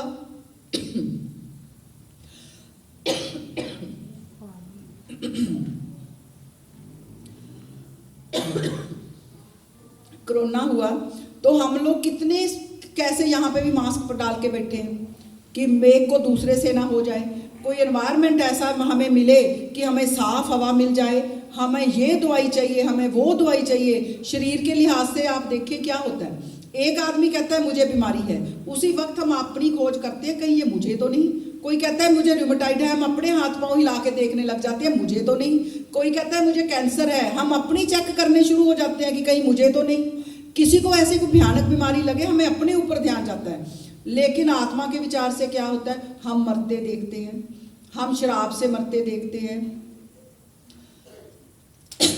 हम शराब से मरने देखते हैं, हम मांसाहार खा के अपने जीवन का नाश करते देखते हैं, हम व्यभिचार करते देखते हैं। मनुष्य के ऊपर, जीवन के ऊपर कोई असर नहीं होता, वो वैसे ही अपने घरों में वैसे ही फिर हो जाता है। लेकिन जब कोई देव समाज में आता है, देव समाज के साथ जुड़ता है, तो जितना उसका अधिकारी हृदय है उतनी उसके जीवन में तरक्की होगी। यहाँ पर तो ऐसे मिशनरी भगवान देव आत्मा ने पैदा कर दिए। श्रद्धेय कनल जी को मैं अपनी साधनों में श्रद्धेय कनल जी बहुत याद रखती हूँ कि कैसे महान व्यक्ति थे। 2000 रुपया वो लेते थे जब वो प्रैक्टिस थी उनकी इतनी तक उनकी प्रैक्टिस चली जाती थी, लेकिन उनको अपना जो जीवन था वो स्वार्थी अनुभव होता था। वो कचहरी के बाहर बैठे रोते रहते थे कि मैं क्या कर रहा हूँ, मैं अपने लिए जी रहा हूँ, क्योंकि उन्होंने लिखा हुआ है कि अगर स्वार्थी रहकर कर्नल मरा तो उसकी अर्थी भी रोती जाएगी। वो यहाँ तक उनकी निगाह चली गई कि अगर मैं स्वार्थी हूँ, क्यों स्वार्थी हूँ कि मैं जो धन दौलत इकट्ठा कर रहा हूँ, किसके लिए, अपने परिवार के लिए। मैं जी रहा हूँ किसके लिए, अपने परिवार के लिए। मेरे जीवन से पर सेवा नहीं निकल रही। इसलिए उन्होंने क्या किया, वो देव समाज में आ गए। उसमें उनकी धर्म पत्नी का मैं कहती हूँ बहुत बड़ा हाथ था। उन्होंने जब अपने पति को रोते देखा, उनको देखा कि वो कितने परेशान हैं, तो एक दिन वो सारा सामान बांध के तैयार हो गई कि चलो फिर अब गुरु मिशन में चलते हैं। और 2000 रुपये से वो 10 रुपये के ऊपर समाज में काम करने लगे। कहाँ उस जमाने का 2000 रुपया कितना होगा, लाखों होगा, लाखों। 1913-14 की बात है। और आज के ज़माने में देखो वो कितना ज़्यादा, अगर हम सोचें तो वो सोच के वो सिर्फ 10 रुपये कहते हैं, मुझे 10 रुपये चाहिए, बाकी आप मेरी धर्मपत्नी से पूछ लीजिए। उन्होंने कहा मुझे परिवार चलाने के लिए 100 रुपया जी। तो 110 रुपये में श्रद्धेय कनल जी अपना घर गृहस्थी चलाने लगे और कहाँ से कहाँ पहुँच गए। क्योंकि मैं ये सच में समझती हूँ कि जब इंसान मिशनरी स्पिरिट का होता है तो उसको दुनियावी चीज़ों की ज़रूरत नहीं होती। ये मैं अपने घर में देखती हूँ, माननीय सेक्रेटरी साहब का जीवन देखती हूँ। कुछ प्रॉब्लम हुई, हमने घर में पेंट था तो हमने सोचा समाज में 1 वीक लगाएंगे। तो घर में काम वाली जो लेडी है वो हंसने लग गई। मैंने कहा श्रीमान जी का कमरा सेट कर दो। वो कहते जो एक अटैची में कपड़े थे वो तो आप साथ ले गए, जब वापस लाओगे तो वही टांगने हैं। तो कहाँ जीवन बन गया, तो कहाँ से कहाँ पहुँच गए। तो ये जो दुनियावी लालसाएं हैं ये हमारे जीवनों में बहुत कम हो जाती हैं, जिससे हमारा जीवन सुखी हो जाता है। इसलिए हमारे बहुत बड़े सौभाग्य हैं। मैं तो ये भी सोचती हूँ कि सिर्फ सेवक ही नहीं, जो हमारे इंस्टीट्यूशंस में काम करते हैं उनके भी बहुत बड़े सौभाग्य हैं, क्योंकि हम किसी का भी उस तरीके से एक्सप्लॉयटेशन नहीं करते। जो हमारे पास है हम उनको दोनों हाथों से देते हैं कि इंस्टीट्यूशन के पास इतना है आप रखो। कोई अंडर द टेबल जैसे आजकल चले हुए हैं वो काम नहीं होते, तो वो आपकी परिवारों का ध्यान रखा जाता है। ये कौन सा स्कूल कॉलेज होगा, जो मैं तो अपनी एग्जांपल दे सकती हूँ, जहाँ पे हर माँ अगर कॉलेज में है और वो उसने अपने बच्चे को दूध पिलाना है तो वो घर जा सकती है, वो वहाँ दूध पिलाने के बाद आ सकती है, आके अपना फिर कॉलेज का काम कर सकती है। ये किस प्रिंसिपल के दिमाग में ये आना था। मैं अपने इर्द गिर्द का एनवायरनमेंट देखती हूँ, घड़ी देख के कहते हैं कॉलेज में आओ, नहीं आओगे तो तुम्हारी ये एक्सप्लेनेशन वो एक्सप्लेनेशन। हम ह्यूमैनिटेरियन ग्राउंड के ऊपर जीते हैं, हर माँ जो उसका बच्चा 12 साढ़े 12 बजे छुट्टी होती है वो अपने घर जा सकती है, बच्चे को स्कूल से लेके घर में सेटल करके आ सकती है। तो वही स्टाफ है जो हमारा रात के 9-9 बजे तक काम करता है। रात में देख रही थी 2 स्टाफ मेंबर्स रात को 1:30-2 बजे तक यहीं बैठे थे। जब मैं आई वो यहीं बैठे थे, तो उनको किसी ने नहीं कहा। अभी फिर आए हुए थे, मैंने उनको बोला नहीं चले जाओ, कहते नहीं हम थोड़ा देख लें भी सब प्रबंध ठीक है। तो ये किस स्कूल कॉलेज में होता है कि आपके साथ आपका भाग बन गए हमारे इंस्टीट्यूशन, क्योंकि गुरु महाराज जी ने यहाँ पे भी हमें वही हमारे लिए वो जो नीच राग नीच गिरनाएं सात्विक जीवन हमारा जो है वो उसके ऊपर पूरी रोशनी डाली, और कहाँ से कहाँ हमारे जो इंस्टीट्यूशन है वो पहुँच गए। इस हॉल में जो आता है वो आके यही कहता है कि यहाँ है क्या, यहाँ कुछ हमें फील होता है, यहाँ हमारे रोंगटे खड़े होते हैं, क्योंकि यहाँ पर परिशोध किया गया है, यहाँ पर अपने जीवन को देखने की घटनाएं हैं। इस हॉल में हम कोई कल्चरल प्रोग्राम नहीं करते, अवेयरनेस के प्रोग्राम होते हैं, कोई कल्चरल प्रोग्राम इस हॉल में नहीं होता, सात्विक जीवन के ही प्रोग्राम होते हैं। यहाँ पे एक IAS ऑफिसर आए, वो जैसे ही अंदर आए उन्होंने कहा कि मुझे फ़ोन ना करना, पता नहीं यहाँ मैं किस जगह आ गया हूँ, मेरे तो दिल करता अब यहाँ मैं किसी साधना में बैठ जाऊँ। तो ये एनवायरनमेंट कैसे बन गया, ये जिस गुरु का हम जन्मदिन मनाने आए हैं उन्हीं की शिक्षा के कारण हम यहाँ तक पहुँचे हैं। नहीं तो हम तो जैसे कहते हैं स्क्रैच करो इंसान को, अंदर से तो वही भेड़िया है हर इंसान। तो ये जो एक थोड़ा सा गुरु महाराज जी हमारे ऊपर चढ़ा देते हैं अपनी शिक्षा का, उससे हम थोड़ी सी इंसानियत की तरफ चल पड़ते हैं। मौका मिले देखो कैसे नीच भाव अपने वो जोर पकड़ते हैं, कैसे हम ऐसे पवित्र वातावरण में भी क्या क्या करते हैं। तो उसके लिए अब मैं अपने दूसरे विषय पे आऊँगी कि हम ये महोत्सव कैसे कामयाब कर सकते हैं, क्योंकि जब हम किसी जगह आते हैं तो उस जगह का जो डिसिप्लिन है, जो अनुशासन है, उसको हमने देखना है। उसके लिए सबसे पहले ज़रूरी है कि भगवान देवात्मा ने कहा है साधन करो, साधन बहुत ज़रूरी है। साधन में क्या करो, उन्होंने ये नहीं कहा नाम जपो या कोई ऐसी चीज़ करो, वो कहते हैं साधन करो। साधन क्या है, वो साधन करो जिसमें तुम्हें सात्विक प्रेरणाएं मिले, वो साधन करो जिसमें तुम्हें पाप जीवन से निकलने की प्रेरणाएं मिले, और कोई साधन नहीं है। इसलिए मैं तो देखती हूँ कि कैसे कैसे साधन देव समाज में हुए हैं कि वो श्रीमान देवी चंद जी थे, उन्होंने क्या किया कि सुबह कहते मैंने एक फट्टी लगाई हुई थी उन्होंने अपने, उसके ऊपर वो लिखते थे कि मैंने झूठ कितना बोला। वो कहते मैं सुबह साधन में देखता हूँ, सोचता हूँ, लिखता हूँ कि कल मैंने कितने झूठ बोल लिए। फिर माननीय सेक्रेटरी साहब को फरमाया कि देखो मेरे झूठ कितने कम हो गए, 20 दिन से मैंने कोई झूठ नहीं बोला, मैंने जो फट्टी लगाई हुई है। तो बड़ी हैरानी की बात कहते, लेकिन मैंने उसके लिए एक साधन रखा, मैं अपने आप को जुर्माना करता था, एक झूठ इतना रुपया, दूसरा झूठ इतना रुपया। तो कहते मेरा झूठ हट गया। क्या ये साधन बाहर की दुनिया में होते कि झूठ नहीं बोलना उसका साधन करो? क्योंकि मैं देखती हूँ जो झूठ है वो इंसान वैसे ही बोल जाता है। मुझे तो लगता है वो कहते हैं ना उसकी जीभ के ऊपर खुरक होती है, वो कभी इधर को कभी उधर को, ऐसे ही झूठ बोलते हैं।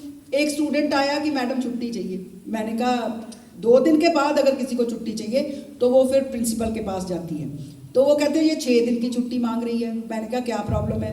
कहती मेरी शादी है घर में। तो मैंने कहा, कहती हमें लगता नहीं इसकी शादी है, देखो कार्ड तो लगाया है, कार्ड सिर्फ दूल्हे दुल्हन के नाम वाला लगा दिया। मैंने कहा इसको बोलो जिसके ऊपर वो RSVP के नीचे एड्रेस फ़ोन सब होता है वो लाई, तो आज तक छुट्टी लेने नहीं आई। फिर मैंने इनकी सभाएं करवाई, मैंने कहा छुट्टी 6 दिन की नहीं, छुट्टी 10 दिन की मिलेगी, छुट्टी सच बोल के लो कि सर्दी है मेरा आने को दिल नहीं करता, मेरा माँ बाप के पास रहने को दिल करता है। तो हमारे कॉलेज में ही झूठ कम हो गए आगे से। वो मैं अब इस तरफ फिर चली, मैंने कहा अब ये इनका ये करो कुछ, ये लड़कियां छुट्टी लेने के लिए अपनी आत्मा का नुकसान कर रही हैं, क्यों कर रही हैं जब छुट्टी अब आराम से दे देंगे अगर जेन्युइन केस है तो ये जो साधन है हमारे ये हमें कहीं के कहीं ले जाते हैं। लेकिन इंसान की एक दुर्बलता है, साधन वो क्या करता है जिसमें उसको दूसरे के नुक्स नजर आते हैं। शरदे कनल जी के पास एक व्यक्ति आए, बड़ी मशहूर घटना है, वो उनको कहते आज मेरा साधन बहुत सफल रहा, मुझे कहते ये नजर आया कि आप में फलां नुक्स हैं। तो कहते शरदे कनल जी हंस पड़े, वो कहते ये गुरु महाराज जी की देव ज्योति नहीं हो सकती, अगर उनकी देव ज्योति होती तो तुम्हें अपने नुक्स नजर आते, ये तो तुम्हारी अपनी ज्योति थी जिससे तुम्हें मेरे साधन नजर आए।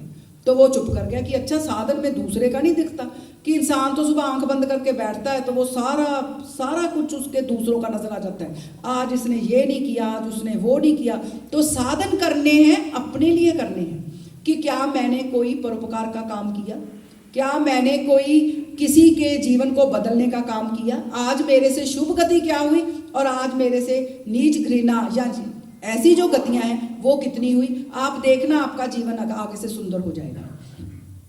हमें निंदा चुगली नहीं करनी, यहाँ हम उत्सव की बात कर रही हूँ, वैसे तो वो हमेशा ही नहीं करनी, लेकिन जब इंसान इकट्ठे होते हैं तो उनका विषय वो हो जाता है जिसमें सुख मिलता है। तो निंदा चुगली में तो इंसान को बहुत सुख मिलता है। एक मेरे मासी जी थे कनाडा में, मेरे पेरेंट्स गए तो किसी जगह पे वो 8-9 घंटे का सफ़र था। तो जैसे ही गाड़ी में बैठे तो जैसे श्रीमान जी की आदत है, ये शुरू हो गया कि जीवन ऐसा चाहिए, इंसान को ऐसे जीना चाहिए। तो मासी जी आधे घंटे बाद कहते बाई जी 8 घंटे नहीं निकलन लगे। कहते क्यों? कहते किसी से तवा लगू तो 8 घंटे निकलेंगे। तो वो जो हमने तवे लगाने हैं वो कम से कम इस महोत्सव पे नहीं लगाने। सोचना है तो अपनी आत्मा का सोचना है, अपने नुक्स सोचने हैं, ताकि यहाँ का जो सुंदर एनवायरनमेंट है, जहाँ लोगों को आके ये लगता है कि यहाँ कुछ डिफरेंट है, वो आप लोग वो यहाँ से वो एनवायरनमेंट बना रहे हैं। क्योंकि एनवायरनमेंट इंसानों से बनता है, ये एनवायरनमेंट आप लोगों ने बनाना है। अच्छी बातें करेंगे, अच्छे साधन करेंगे तो वो हमारा साधन जो है वो अच्छा हो जाएगा। और जो उससे भी इम्पॉर्टेंट बात है वो है उपकार स्मरण करें, कि उपकार स्मरण करने बहुत ज़रूरी हैं। और महोत्सव में मैं इसलिए कह रही हूँ कि हम उपकार स्मरण उनके करें जिन्होंने हमें देव समाज के साथ जोड़ा, उनको याद करें। अगर ना जोड़ते तो हम कहाँ होते। एक दोहा है जो श्रीमान जी सुनाते हैं मुझे बड़ी दफ़ा, गुरु गोबिंद दोनों खड़े किसके लागू पाए, बलिहारी गुरु अपने जिस गोबिंद दिए मनाए। कि गुरु और गोबिंद दोनों खड़े हैं तो इंसान को समझ नहीं आती किसके पांव लग जाऊं। वो कहते हैं गुरु के पांव लगो जिसने गोबिंद को मिला दिया। सबसे पहले हमें उन उपकारियों को याद करना है जिनके कारण देव समाज का धर्म मिल गया। नहीं तो बहुत से लोग हैं जिनको नहीं पता कि कोई ऐसी धार्मिक शिक्षा भी है, कोई ऐसा धर्म भी है, वो पूछते ये है क्या। तो हमें तो मिल गया, जैसे हम कहते हैं ना बहुत बड़ा कोई खजाना मिल गया, हमें बहुत बड़ा खजाना मिल गया है। लेकिन जिनके कारण वो खजाना मिला, महोत्सव के दिनों में खास तौर पे उनको याद करें। दूसरा, अपने माँ बाप को याद करें, क्योंकि जो गुरु महाराज ने एक शर्त रखी कि ये अधिकारी आत्माओं के लिए है, वो किसी भी देश का हो, किसी भी जाति का हो, किसी भी वर्ण का हो, किसी भी संप्रदाय का हो। वो अधिकारी हृदय हमें कहाँ से मिले? हमें क्यों समझ आ गई और मेरे साथ वाले को इसकी समझ क्यों नहीं आती? मुझे कैसे समझ आ गई कि ये पाप जीवन ठीक नहीं है, ये मांसाहार ठीक नहीं है, ये शराब ठीक नहीं है, ये व्यभिचार ठीक नहीं है, ये चोरी ठीक नहीं है, रिश्तों में सम्मान चाहिए, रिश्तों में श्रद्धा चाहिए। इसलिए मुझे समझ आई कि मेरा अधिकारी हृदय है। दूसरों को इसलिए समझ नहीं आती कि वो अनधिकारी हृदय है। लेकिन ये अधिकारी हृदय आता कहाँ से? अनधिकारी हृदय आता कहाँ से है? ये हमारे माँ बाप से आता है, हमारी नस्लों से आता है। तो हमें अधिकारी हृदय हमारे माँ बाप ने दिया, उनको याद करें जिनके कारण हमें ये धर्म मिला, हमें ये शिक्षा मिली।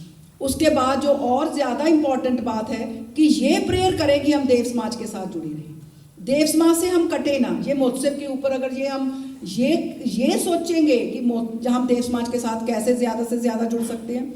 इसमें भी मुझे माननीय वोरा जी की बात याद आई है कि मनोज जी के स्कूल में बहुत सारे पेड़ लगे हैं, जिनमें से बहुत सारे लगाने में माननीय वोरा जी का हाथ है। तो एक दिन उन्होंने किसी ने बताया कि वोरा जी किसी पेड़ के पास जाके कुछ बोलते मुँह में। तो वो कहते ये आप क्यों क्या बातें करते हो पेड़ के साथ? तो वो कहते ये बरगद का पेड़ है, बरगद के पेड़ की जड़ें बहुत डीप होती हैं। तो तूफान आया, बहुत सारे पेड़ गिर गए, बरगद का पेड़ खड़ा रहा क्योंकि जड़ें नीचे ज़मीन में थी। तो वोरा जी कहते हैं मैं इसके साथ खड़ा होकर ये कहता हूँ कि काश मेरी देव समाज में जड़ें बरगद के पेड़ की तरह बन जाएं, कोई आंधी तूफान मुझे यहाँ से निकाल ना सके, कोई आंधी तूफान आ जाए मैं यहाँ से टूट के कहीं दूर ना गिर जाऊँ। तो कहते मैं रोज़ प्रार्थना करता हूँ कि मेरी जड़ें बरगद के पेड़ की तरह हो जाएं। आप भी प्रार्थनाएं करें, मैं भी प्रार्थना करूँ कि देव समाज में इतनी हमारी जड़ें गहरी हों कि मामूली तूफान क्या बड़े से बड़ा तूफान भी हमारी ज़िंदगी को हम बच जाए। तो ये इस तरह के जब हम ये करेंगे, और परसों कल की सभा में हमारे जन धन की अपील होगी, जिसके लिए मैंने खास तौर पे आपको कहना है। तो ये जन धन की अपील बहुत ही सम्मान के योग माननीय सेक्रेटरी साहब ने कल सभा करवानी है, तो वो जन धन की अपील करेंगे। तो हमने अपने आप को, आज हम एग्ज़ाम के लिए तैयार करते हैं, 1, 2, 4 दिन, 10 दिन, महीना पहले शुरू हो जाते हैं। तो कल के लिए अपनी तैयारी करें। 3-4 फील्ड है देव समाज के, उसके लिटरेचर में कहाँ हम काम आ सकते हैं, उसके प्रचार में बहुत ज़रूरत है आदमियों की, हम प्रचार में कहाँ काम आ सकते हैं। वैसे तो मैं जब ये सोचती हूँ कि इतना ज़्यादा उस दिन आपके ऊपर वो मेहनत होती है कि कोई आए, तो मुझे रंधावा जो थे जहाँ के चीफ कमिश्नर चंडीगढ़ के, वो याद आए कि उनको नेचर से बहुत प्यार था। ये सारे चंडीगढ़ के पेड़ उन्हीं ने लगाए हैं, खुद चंडीगढ़ में नहीं रहे, वो कहते थे ये पत्थरों का शहर है, वो यहाँ रहे ये मोहाली के पास, वहाँ उन्होंने अपना घर बनाया, वहीं पे उनके अंतिम यात्रा तक वहीं रहे। तो वो धौलाधार की वो देखने गए पहाड़ियाँ, कहते वहाँ बर्फ़ थी, इतनी बर्फ़ थी, कहते मैंने वहाँ टेंट लगा लिया, मेरा दिल करे मैं छोड़ के ही ना जाऊँ। कहते लोग कहें कि वहाँ काम शुरू हो गया, चंडीगढ़ में आपको बुलाया जा रहा है, कहते मैं तो देखता ही रहूँ। तो मैं सोच रही थी भगवान देवात्मा का देव जीवन देख के, भगवान देवात्मा की समाज देख के अगर हम फिर अपने घरों में वही काम करने चले जाते हैं तो हमारी हालत वही है जो एक मैंने कहीं सभा में सुना था बहुत पहले कि एक टिड्डा कहता कि नहीं मैं ही पतंगा हूँ, तो वो कहता नहीं तू पतंगा नहीं है, कहते रात को देख लेना। तो जैसे ही लाइट जली पतंगा तो शहीद हो गया, टिड्डा मार के भाग गया। तो वह कहता तू कहाँ का पतंगा है, तुझे क्या जुनून है, तूने तो जैसे ही देखा कि मैं मरने लगा हूँ तू भाग गया, तू चुप करके बैठ गया। देश समाज के ऊपर इतनी ज़रूरत है आदमियों की, इतनी ज़रूरत है लिटरेचर में काम करने की, इतनी ज़रूरत है दान मांगने की, क्योंकि काम बहुत सारे हैं जिसके लिए पैसा चाहिए। तो दान मांगने निकल जाओ। दान मांगना बड़ा मुश्किल है, मैंने इस दफ़ा सबको एनकरेज किया हुआ है, मुझे उम्मीद है दान अच्छा आएगा। तो उन्होंने कहा कि मेरे से ले लो, ये मेरे से मांगा नहीं जाता। मुझे बड़े लोगों ने कहा कि हम दान मांगने के लिए जाना चाहते हैं, वो कहते हैं हमारे से ही ले लो, ये दान मांगा नहीं जाता।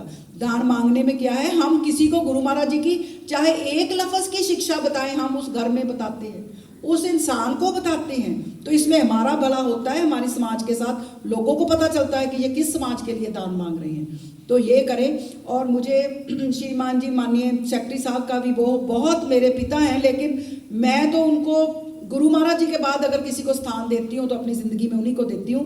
तो उन्होंने क्या किया, मैं तो हैरान हो जाती थी जब मैं महेंद्र सिंह रंधावा का पढ़ रही थी कि इनका जीवन भी कोई कम तो नहीं था।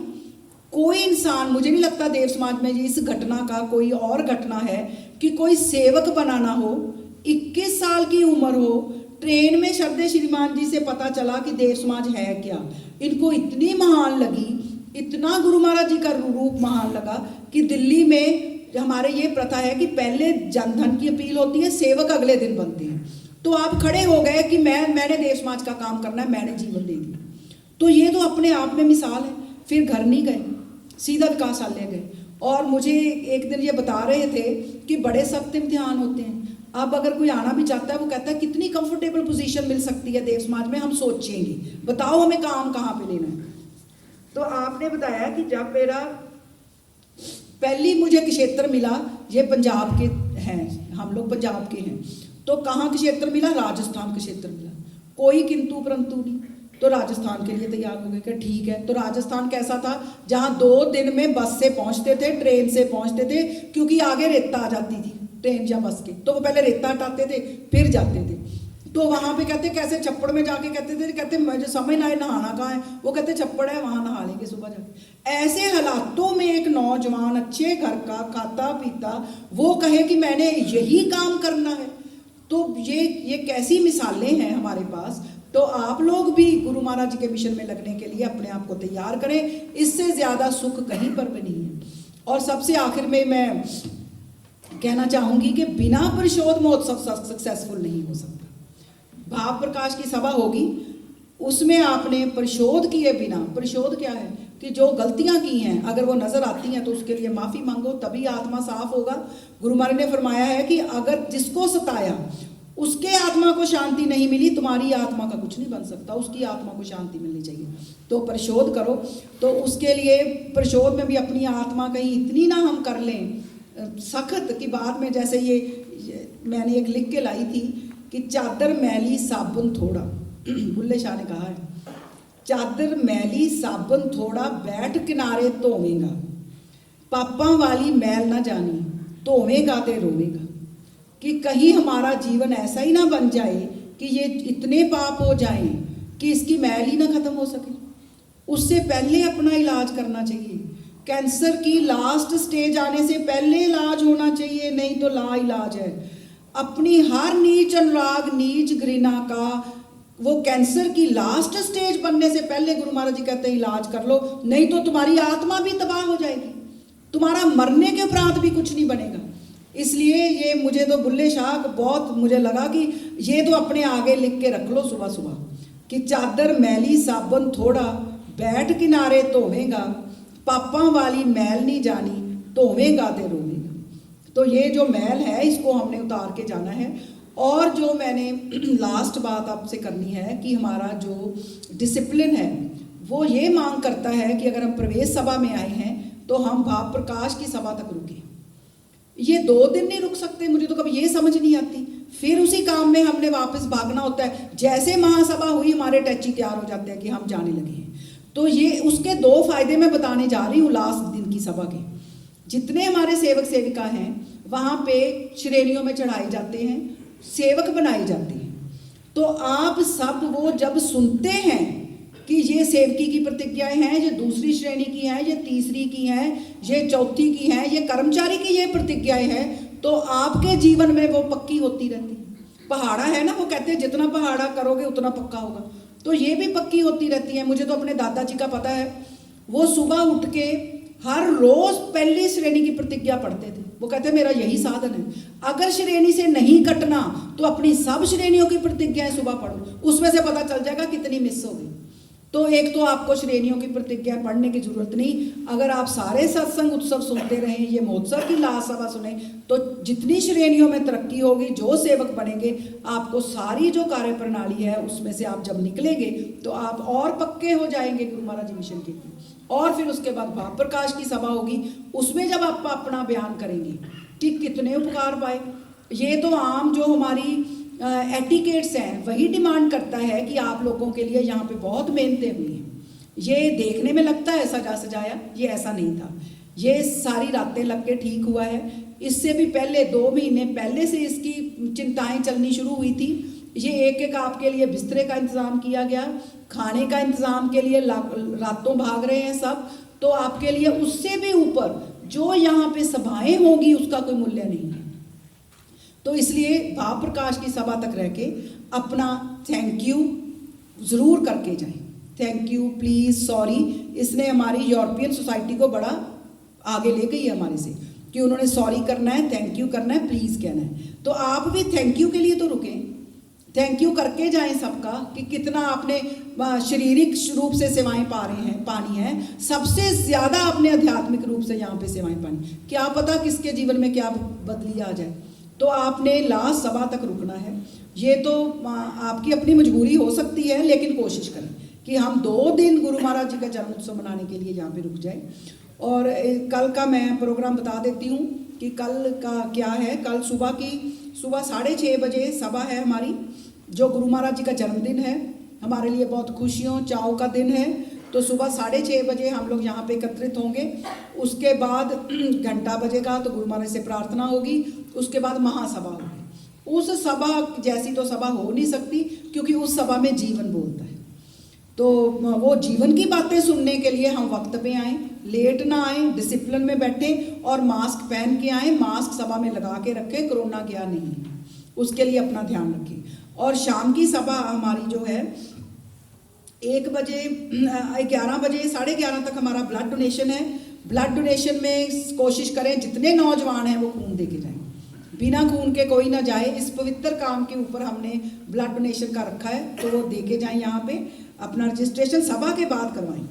4:30 बजे श्रीमान रामविलास पांडे जी की दूसरी सभा होगी, उनका भी जीवन बोलता है। मैंने कल मुझे पुष्पा आंटी ने एक बात बताई, आप सुन लो तो हैरान हो जाओ। कि जैसे मैंने कहा ना कि एक आदमी ने मुझे आराम से कह दिया कि मैं नीच जाति का हूँ, तो गुरु महाराज जी ने तो जातियाँ ही बदल दी। उन्होंने तो सेवा को मुख रख दिया, उन्होंने तो जाति का बात ही बंद कर दी। आंटी ने बताया कि मोगा विकासालय में जब ये रहते थे तो कहते यहाँ कहीं सत्संग में आए, उत्सव था, तो कहते लैट्रीन बहुत गंदी थी मोगा की। कहते इतनी गंदी थी कि उनमें जाके आदमी यूज़ नहीं कर सकता था। माननीय पांडे जी ब्राह्मण है, यूपी के ब्राह्मण हैं, तो कहते इन्होंने अपने हाथ में सेवा ले ली, तेजाब डाल के सब यात्रियों के बाथरूम साफ कर दिए। तो ये कौन करवाए? अभी हम गए वहाँ श्री अकबरपुर, तो माननीय ये पूनम और नीलम जी, इन्होंने सारे बाथरूम साफ कर दिए। तो ये तो जात ही बदल दी गुरु महाराज जी ने, जात पात खत्म ही कर दी। तो ये ऐसे जीवनों से जब सभाएं निकलेंगी, असर रखेंगी, तो आप लोग ये सारी सभाओं पे टाइम पे आएँ। अभी इसके बाद, इस सभा के बाद 6:30 बजे भक्ति संगीत है, तो आप लोग जल्दी से फ्रेश होके आ जाएं। सिर्फ 5 कॉलेजेस का हमने रखे हैं भजन, तो आप सब सुन के जाएं। जितने लोग आए हैं ये जाए ना, ये भक्ति संगीत सुने। इन्होंने भी ठंड में आप लोगों के लिए अपनी प्रैक्टिस की है। ये दूर दूर से आए हैं, फिरोजपुर से आए हैं, अम्बाला से आए हैं, हमारे तीनों इंस्टीट्यूशंस, चंडीगढ़ के 2 कॉलेजेस हैं। तो ये सब लोग यहाँ पे ऐसे ही हॉल भर जाए आधे घंटे के बाद, और आधे घंटे में इनका फंक्शन खत्म हो जाएगा, उसके बाद खाना लगेगा। तो अभी मैं माननीय पांडे जी से कहूँगी कि वो प्रतिनिधि सभा के मेंबर्स की लिस्ट को अनाउंस करें। माननीय धर्म संबंधियों, अपने जैसा कि सिस्टम है उस हिसाब से प्रतिनिधि सभा से पहले जो मेंबर अपना एप्लीकेशन देते हैं, तो उनके नाम हमारे पास आ चुके थे, वो हम आपको बताने जा रहे हैं। तो जो समाज के गठन के अनुसार जो माननीय काउंसलर्स होते हैं, जो वो ऑलरेडी इलेक्टेड होते हैं, उनका चुनाव नहीं होता है। उनके नाम के अलावा श्रीमान करनैल सिंह जी, श्रीमान हुकुम सिंह जी चौहान, श्रीमान विचित्र सिंह जी, श्रीमती सुनीता जी रंगूला, श्रीमान वेद प्रकाश जी और श्रीमान अनिल प्रकाश जी के नाम आए हुए हैं। सेवाकारी समूह में से श्रीमान चंद्रमोहन जी गुप्ता, श्रीमान जगदीश राज जी गावा, श्रीमान के नटराजन जी, श्रीमान संतोष कुमार जी पांडे, श्रीमान शेर सिंह जी, श्रीमान राजेंद्र जी शर्मा, श्रीमान विनीत कुमार जी शर्मा, श्रीमान केवल कुमार जी, श्रीमान देवेंद्र सिंह जी, श्रीमान जतेंद्र सिंह जी गर्ग, जतेंद्र पाल जी गर्ग, श्रीमान सुनीत जी सूद। तो इस तरह से जितनी संख्या प्रतिनिधि सभा की होनी चाहिए वो पूरी हो गई। और नहीं, काउंसिल के मेंबर तो है ही 7, उसके अलावा जितने मेंबर होने चाहिए संख्या पूरी हो गई, इसलिए चुनाव नहीं होगा। मेरे बहुत ही सम्मान के योग प्यारे धर्म संबंधियों और श्रद्धावान,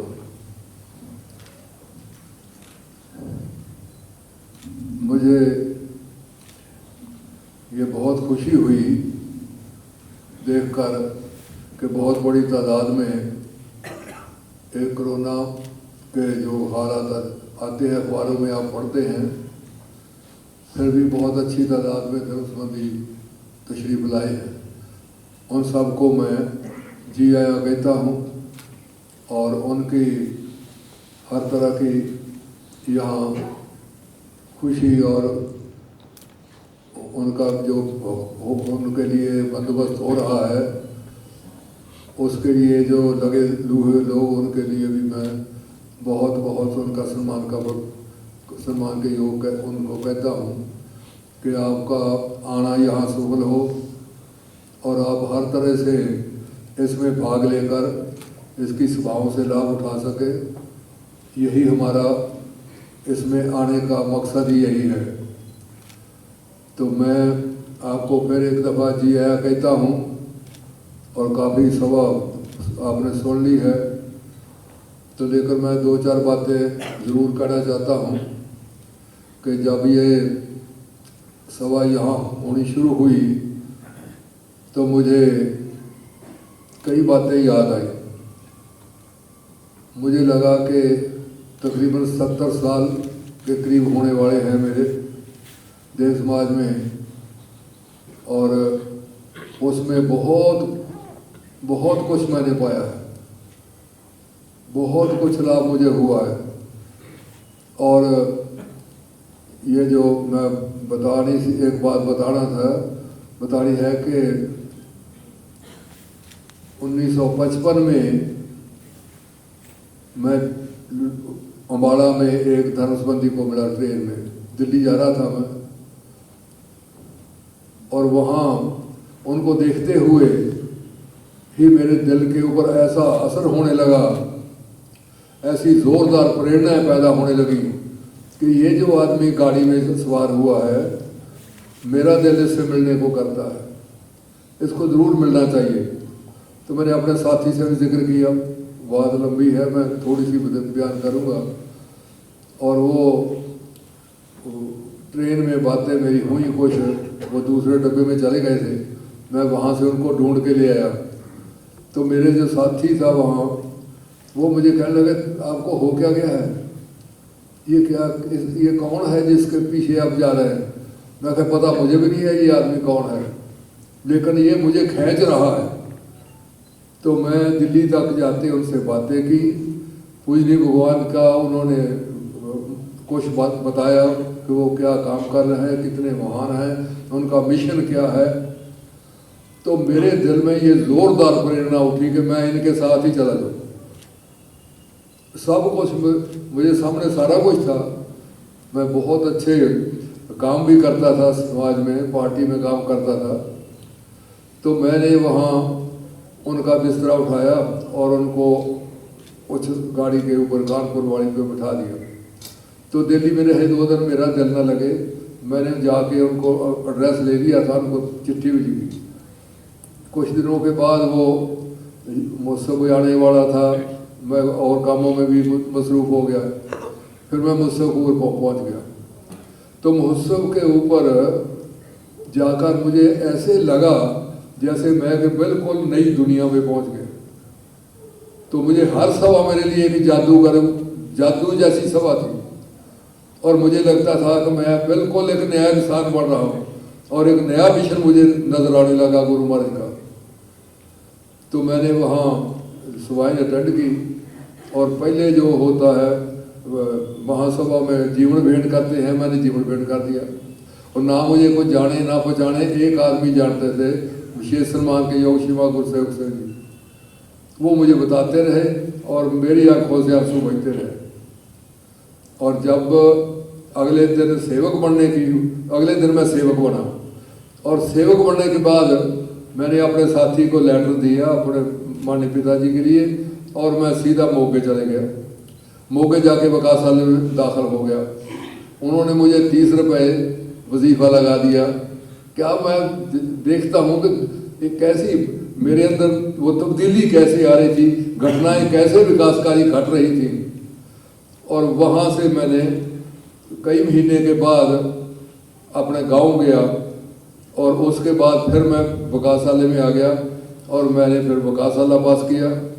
और वकासाले में मैं, पता है आपको, बहुतों को नहीं पता होगा, मैं अकेला था जिसे श्रद्धेय श्रीमान देवर सिंह जी मेडल मिला, ये किसी को नहीं मिला वहाँ। फिर मैंने किताबों का इम्तिहान पास किया, और मुझे सारी शिक्षा ऐसी कमाल की लगती थी कि ज़िंदगी में यही काम करने वाला है। और उससे मैं फिर जो अग्नि ने थोड़ा सा राजस्थान का किया, तो राजस्थान में एक बहुत बड़ी मेरे साथ विकासकारी घटना हुई कि वो क्षेत्र श्रद्धेय श्रीमान गुरवंश सिंह जी का था। यहाँ फोटो है श्रीमान जी की। श्रद्धेय श्रीमान गुरवंश सिंह जी कौन थे? वो भी मेरे ख्याल 18-19 साल की उम्र में उन्होंने पूजनीय भगवान की जाति सेवा करने का उनको सौभाग्य मिल गया। उन्होंने लेटर लिखा था कि महाराज जब तक आप मुझे बुलाएंगे नहीं, मैं एक लेटर रोज अपनी हालत का लिखूंगा कि मैं बीमार हूँ आत्मक तौर पे, मैं ठीक हो सकता हूँ आपके पास। तो पूजनीय भगवान ने कहा इसको बुलाओ, गुरवंत को बुलाओ। और वो ऐसे इंसान थे जिन्होंने पूजनीय भगवान की 6.5 साल जाति सेवा की, और मुझे ये सौभाग्य मिला कि गंगानगर जो क्षेत्र था वो उनका था, मुझे उनके साथ असिस्टेंट बढ़ा दिया गया। और वो जो छप्पड़ की बात करते हैं वो बड़ी मज़ेदार बातें हैं। सुबह गए तो मैंने कहा कि नहाना कहाँ है श्रीमान जी? तो पहले तो 2 दिन लग गए, जाते ही सिर में रेता पड़ गया, पर साथ दीवानगी ऐसी थी, कोई चिंता ही नहीं चलती थी कि मैं कहाँ आ गया, मेरा कहाँ घर है, कहाँ मुझे सहूलतें हैं। तो श्रीमान जी ने कहा हंस पड़े, उन्होंने कहा वहाँ छप्पड़ है, वहाँ नहाएंगे। तो वहाँ चले गए, मैं देखा उधर भैंसें नहा रही हैं, इधर हम नहा रहे हैं। मैंने कहा मुझे ऐसे लगे जैसे मैं किसी बहुत बड़े मिशन के लिए जा रहा हूँ, और ये घटनाएं छोटी छोटी मेरे जीवन में घट रही है। और अगले दिन तो सभाएं होने लगी। तो रात को जब सोए तो वो जिस दीवार के साथ हम सोए थे वो रात को अंधेरी चली, तो आधी रात को मुझे लगे कि मेरा बिस्तर के ऊपर पता नहीं क्या हो रहा है। वो रेते से बिस्तर भर गया, वो सुबह उठ के वो भी ठीक किया।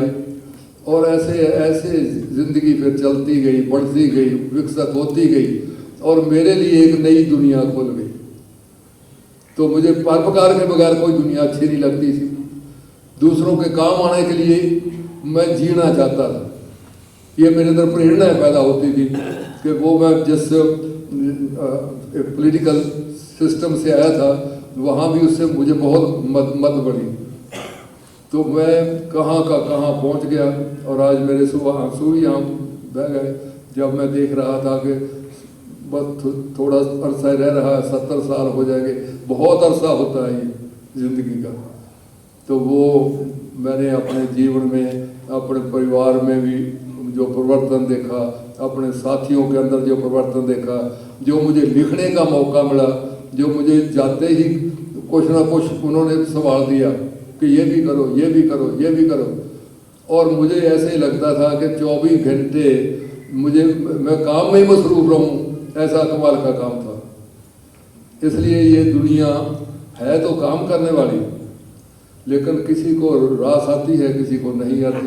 भावों की बातें, भाव कौन से हैं हमारे? अगर हमारे भाव सात्विक हैं तो परिवर्तन भी अच्छा आएगा। अगर भाव नीच अनुराग है तो परिवर्तन भी नीच आएगा। संतान राग की बात अग्नि ने की थी, दूसरी बातें की थी। ये कुछ नहीं हुआ ने कहा धन कमाना को खराब नहीं है, धन का बोध होना चाहिए आपको, लेकिन धन का अनुराग नहीं होना चाहिए। स्वाद का बोध आपको होना चाहिए, स्वाद का अनुराग नहीं होना चाहिए। ये इतनी समझ कैसे आ गई है ये सारी की सारी? उसके लिए मैं समाज को, समाज के कर्मचारियों को, विशेष तौर पे जो मेरे प्रिंसिपल थे श्रद्धेय श्रीमान ईश्वर सिंह जी, जिनकी फोटो लगी हुई है यहाँ, जो महाराजाओं के बेटे थे, जिनका मैंने एक दफ़ा बताया था कि उनके साथी थे और देव समाज में।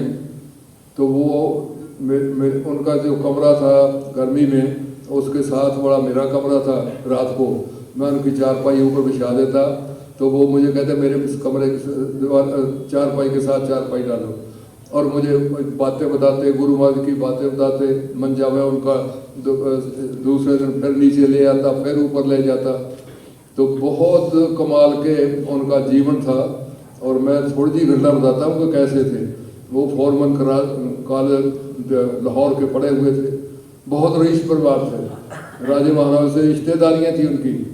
फकीरी में उन्हें चले गए, गुरु महाराज का पर्सनल वो सेवा करने लगे।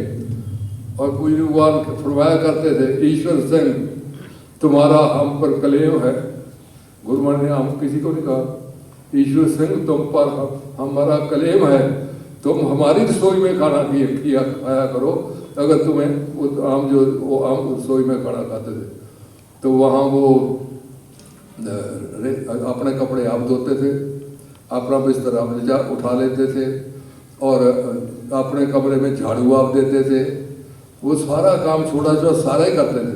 और उनके पास जो कमरे में दरी थी और थी, वो भी बड़ी पुरानी थी। तो कुछ 2 जन थे, उन्होंने क्या किया कि जब वो श्रीमान जी दोपहर के बाद वो फूलों के क्यारियों में सेवा के लिए मुझे साथ रखते थे, तो वापस आए तो देखा कमरे में चिकें लग गई हैं, बहुत बड़ी रंग बिछ गई है, सारा कुछ बदला गया। तो उनकी एक बात कहते थे, ये किसकी शरारत है? उन्होंने कहा ये किसकी शरारत है? तो वो जो 2 आदमी थे वहाँ, वो आ गए। उन्होंने कहा श्रीमान जी ऐसी बदलता कि बहुत पुराना हो गया। कहते मेरी बात सुनो, मैं जब पैदा हुआ तो सोने और चांदी के बर्तनों में मुझे खाना दिया गया। ये बातें तो मैंने छोड़ के आया हूँ, मैं सेवा के लिए आया हूँ, इनके लिए नहीं आया। इसलिए मेरे लिए वही पुरानी दरी रख दो, वही पुराना सारा कुछ रख। ऐसे ऐसे लोगों के चरणों में मैं रहा। वो प्रिंसिपल थे मेरे। तो ये तो दुनिया ही कुछ और है। इसलिए कोई भी हो, जो परोपकार की दुनिया है, उससे बड़ी कोई दुनिया नहीं। दूसरों के लिए जीने से बड़ी कोई दुनिया ही नहीं है दुनिया में। इसलिए मैं तो जरा मुझे आंसू बह निकले सारे देख के सारा कुछ। मैंने कहा कितना अरसा गुजर गया, पता ही ना चला, खुशी में इतना अरसा गया। वो ऐसे लगा कल की बात थी, सारा कुछ कल ही तो मेरे साथ हुआ था ये। और वो जो जुनून था, वो जो दीवानगी है, वो अब भी मेरे अंदर बरकरार है, वो अब भी मुझे खींचती है। लेकिन अब जिस्म उतना साथ नहीं देता, लेकिन अब भी बहुत दे रहा है। मैं इसको शाबाश देता रहता हूँ कि शाबाश, बहुत बहुत बहुत अच्छा, इतना गुजार दिया, आगे का भी गुजार दो। तो मुझे आपके सब के आने की खुशी है।